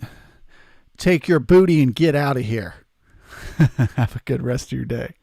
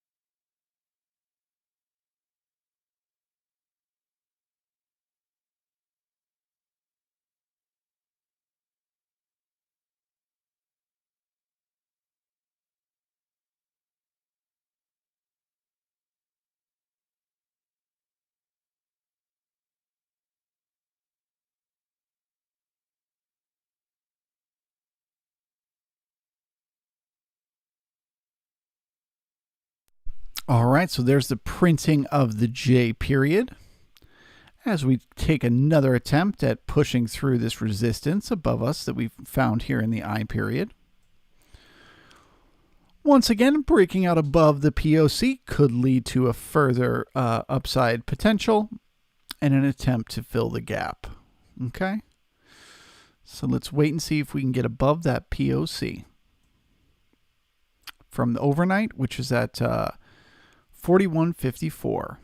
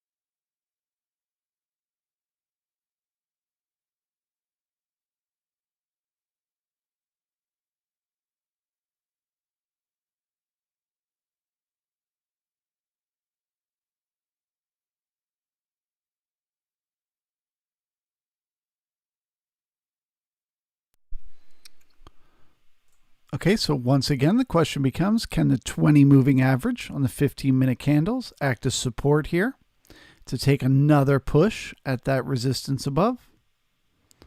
Let's see what it can do here. Okay, starting to feel like a little bit of a rollover in the internals, that they may be ready to start trending down here in a second, indicating a larger pullback.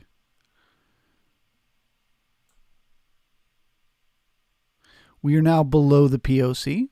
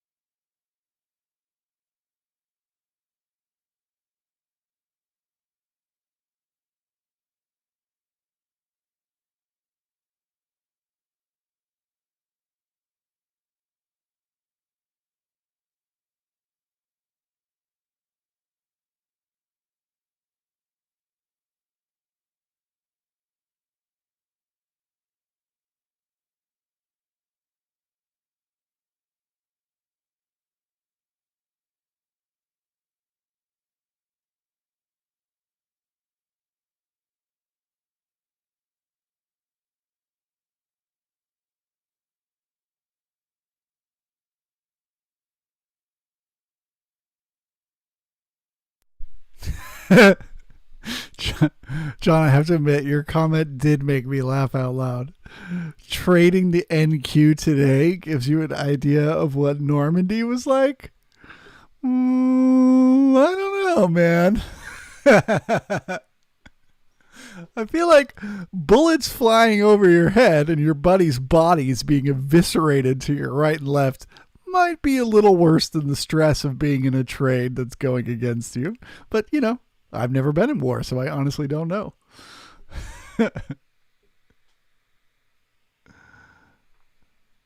All right, so we are on our third attempt to break into some of this resistance that we've got above us here.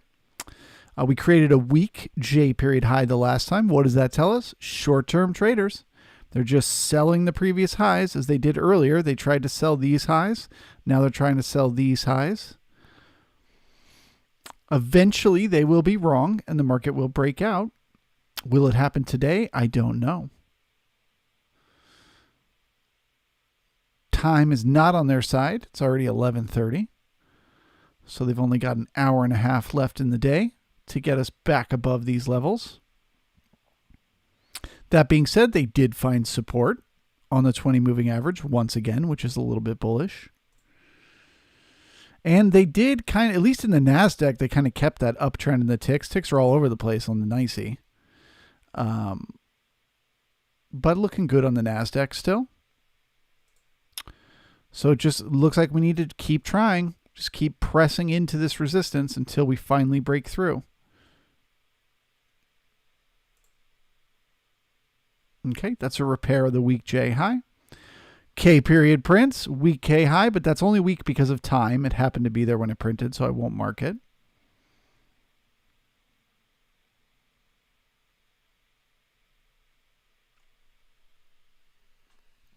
Okay, still seems to be resistance. We just pulled the value area a little bit higher. That's a little bit bullish.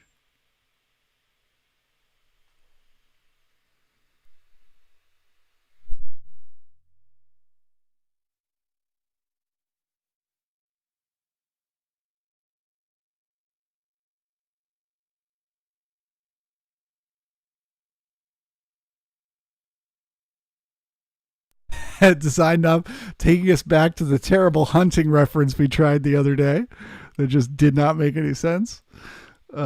Yes, the deer had guns today.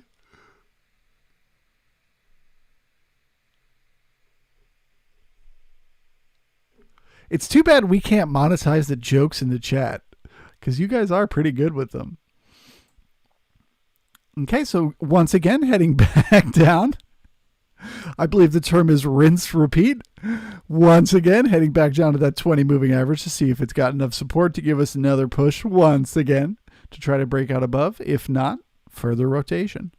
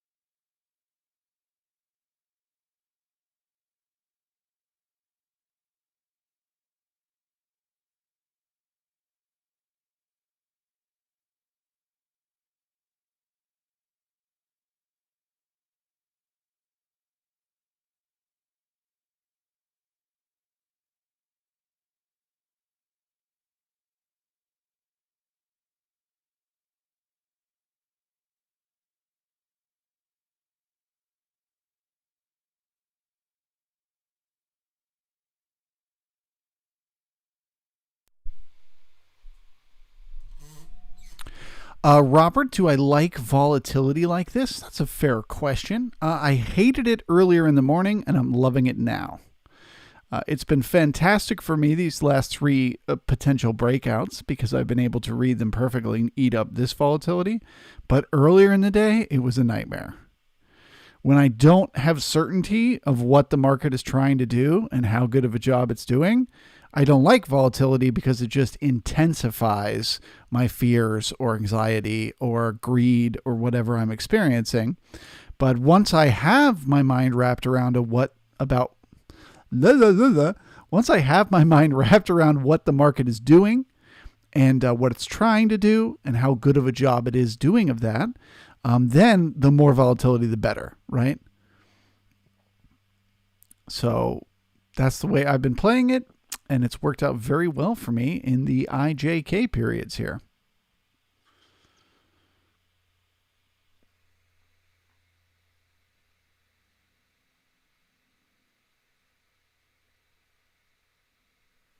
Slim Shady, the eagle-eyed weak reference catcher. You are correct. The ASC period is weak. The H period is weak because it's one tick from the C.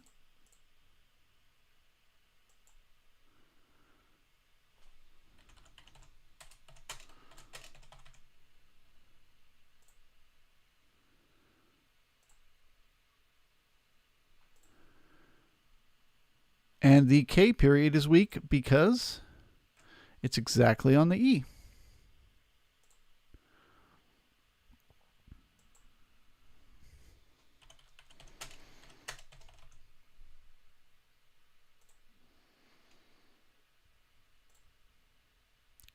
So this is one of those things.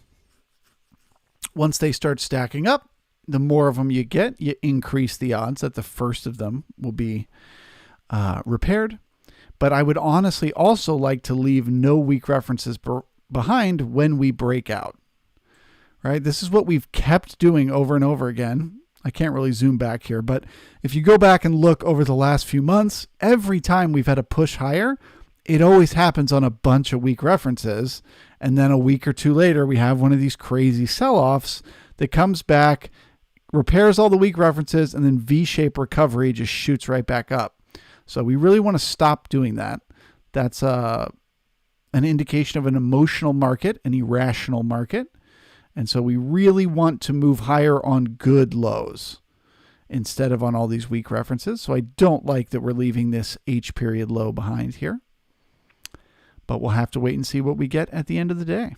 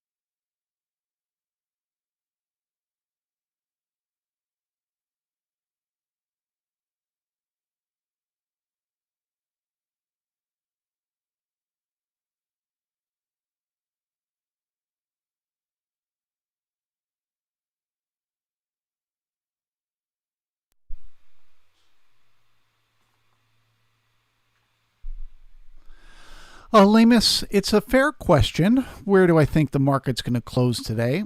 If you're going to put a gun in my head and make me decide right now, I'd probably say literally exactly where we are right now at the POC. That is just the most likely place to end up. But you know that M period, right?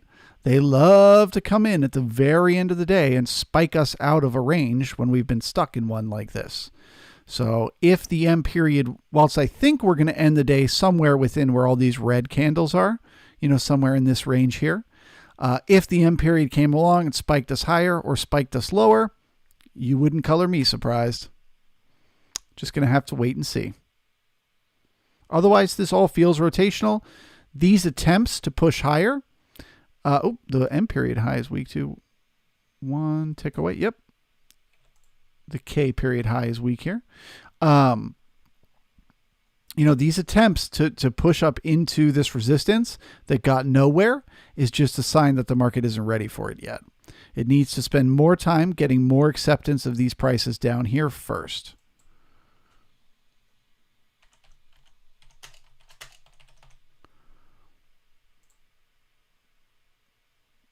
I don't really, on the other hand, expect any massive sell-off. I don't think we're going to get like a liquidation break. And if we did, I feel like it would just be down to like the half back or maybe to repair this weak H period low, but then you'd get a rotation back into balance. So let's wait and see.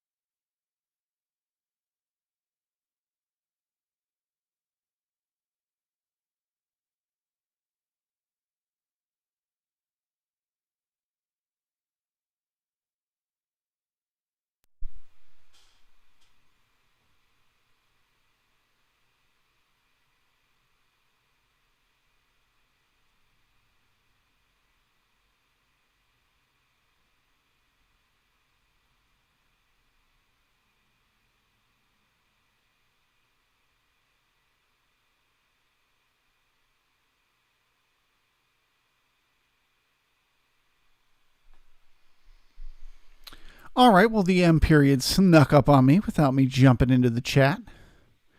You guys know what I think. I think we're going to end somewhere in this little node of volume right above the POC here. This seems like the most likely magnet to pull price. So that's what I see happening here in the M period. But hit me in the chat with your guesses. We got just over 25 minutes left. Where is this market going to go?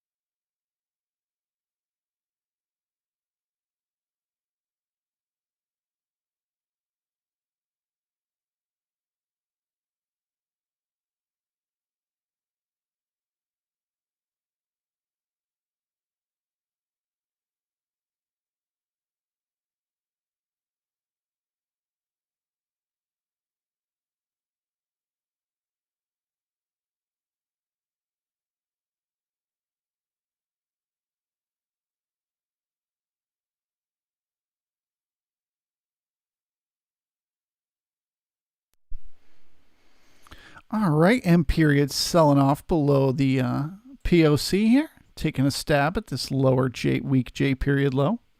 Can it get there and do the repair?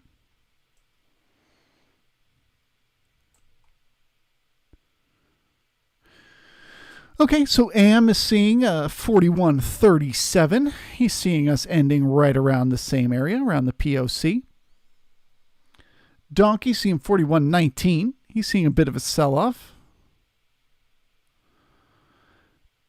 Down here to just below the overnight.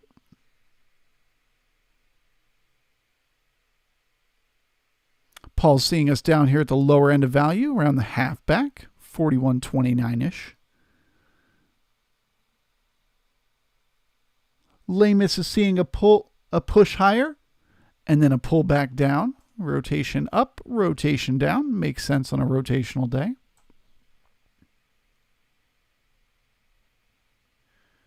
John seeing 41.25. Bit of a sell-off down here to repair the weak H period low. TV seeing 41.22. Welcome, TV. Happy to have you here. Seeing us head back down towards the lower end of the overnight.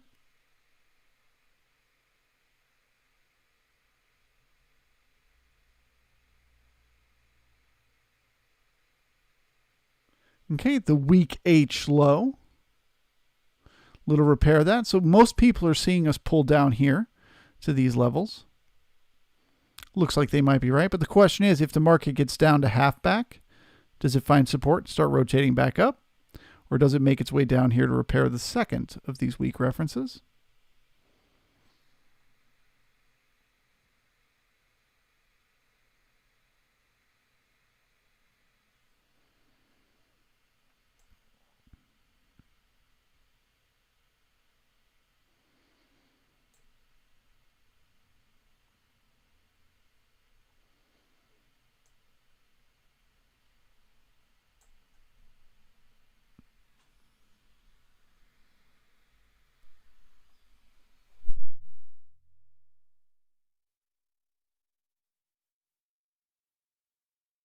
A lot of bears out there, only one person saying they think the price is going to go higher. Traditionally on this feed, we find if everybody thinks one thing, it does the other. So let's see what happens. Another call for the lows, Captain Tiberius.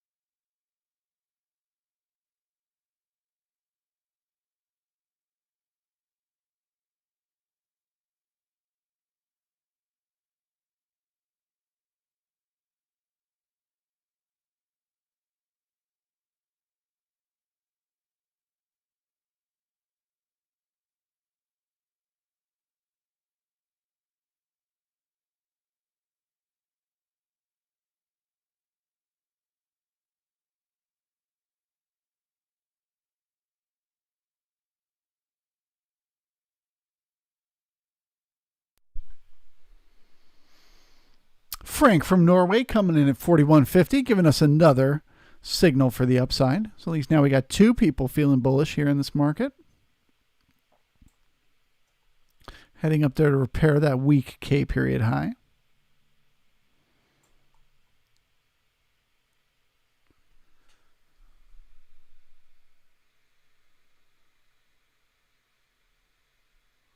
$75 likes. Thank you guys so much. I really appreciate those likes. They help out the channel quite a bit.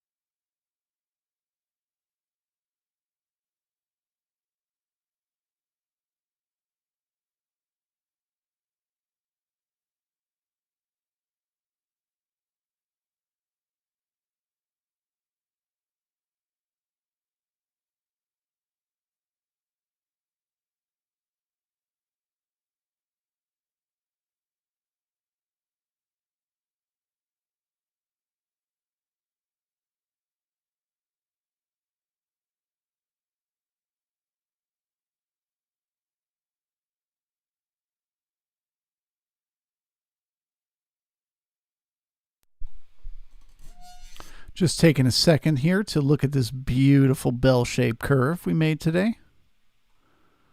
Literally textbook. Spending the most time and the most volume right at the center. Good excess on the high and the low. Today was just a good old-fashioned rotational day. Right? So that means the market needed to balance.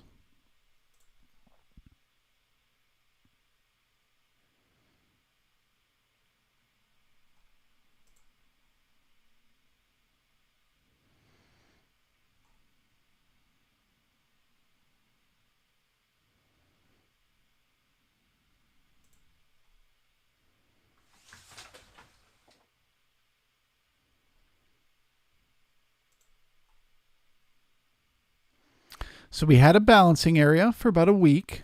We looked above and failed twice. That caused the sell-off to come down on the 4th, repair all the old poor and weak references that we left behind, and then we took another stab at it. Now the first day, we just had balance, and then we broke below again, right? We failed. These prices weren't accepted, and we failed down, immediately found support, but then we got way overly long, way too fast, right? The market just went straight up like a rocket ship.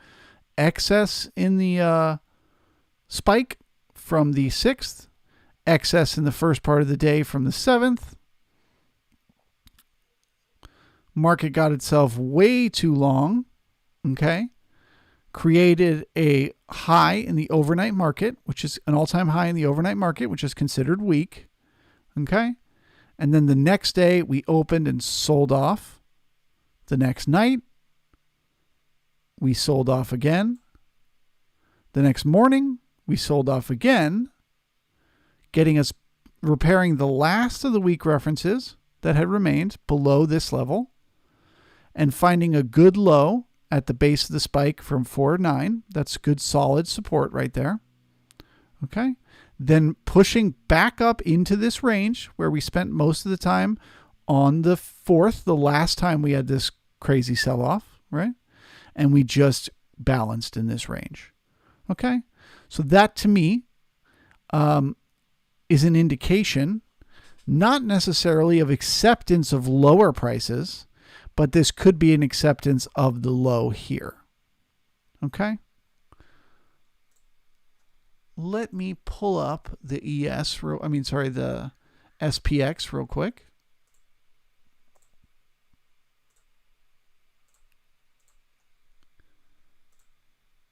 And let's just take a look at the daily.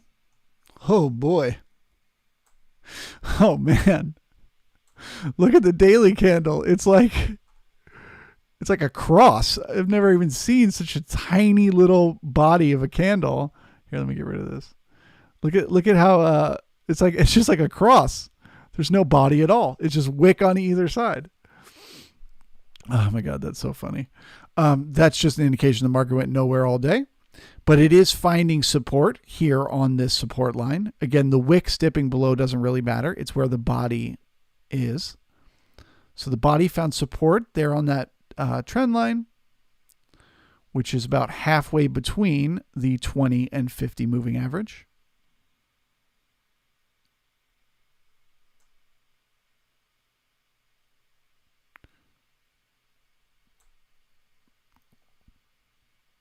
We still have the gap above us as well.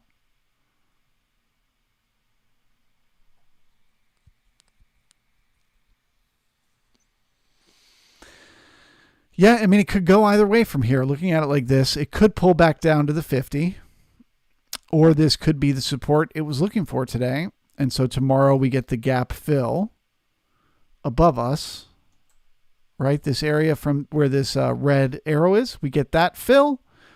Gets us back into this balancing area where we were balancing before, and then we have the green light to break out again. So we are going to have to wait and see what the overnight market does with it tonight.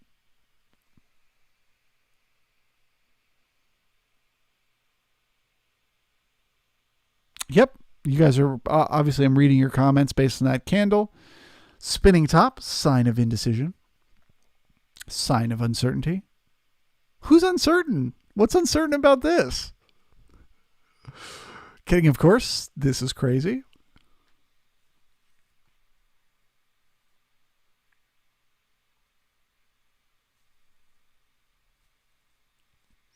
Nine minutes left in the day. We remain inside the value area. Looks like we could try to repair this weak K period high, but I'd rather repair the low. That would give us better footing for a push higher.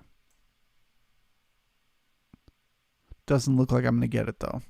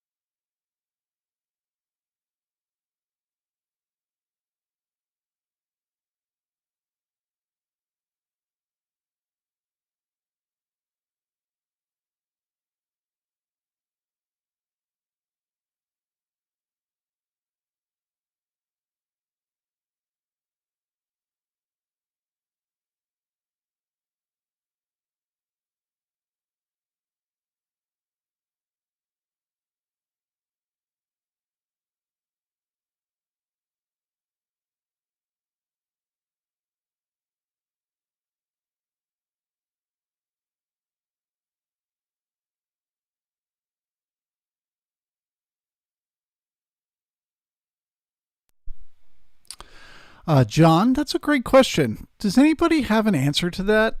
Like when the market enters more volatile phases like this, where you, again, as I talked about earlier, usually during a pullback, is there like a statistical probability for how long they last? I'm not really familiar of anything off the top of my head, but I wonder if somebody's tracked that.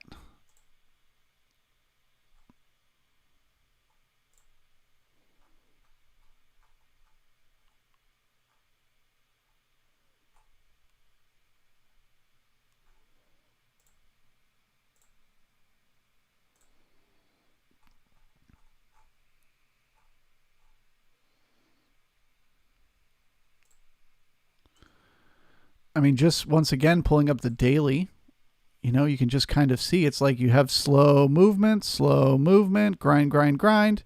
And then like in 3 days, I guess you consider all of this. So you had like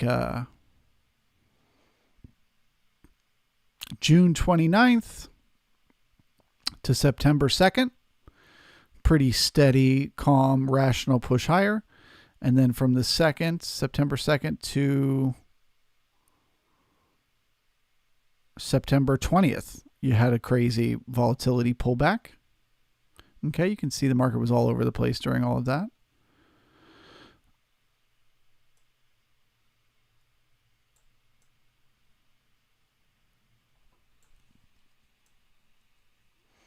It's hard to say. You definitely get much faster times of volatility. Like they only happen for shorter periods, but price wise, it's insane how much they move.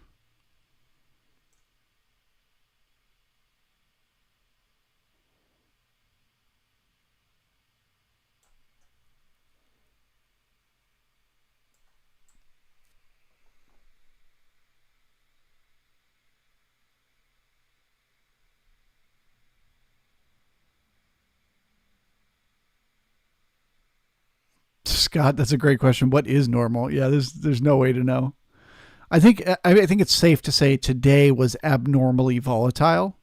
I don't know what normal is, but this is a lot of volatility compared to whatever you would call normal.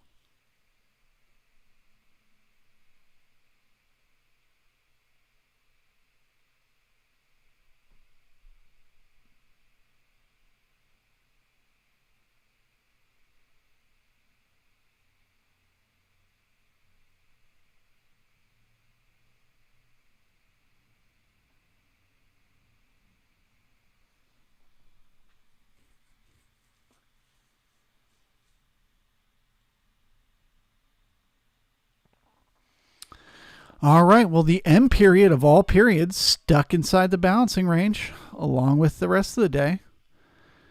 There is information in that. The lack of the market's ability to get back up into this resistance in here, in my mind, increases the odds that tomorrow the market will open either inside of our value area or perhaps lower. Let's see what the overnight does with it. Thank you guys very, very much. I appreciate you all. I hope you'd be willing. I hope one person will hit that like button on the way out to get us above 79, get us to 80, and that you all have a great rest of your day. Thank you so much.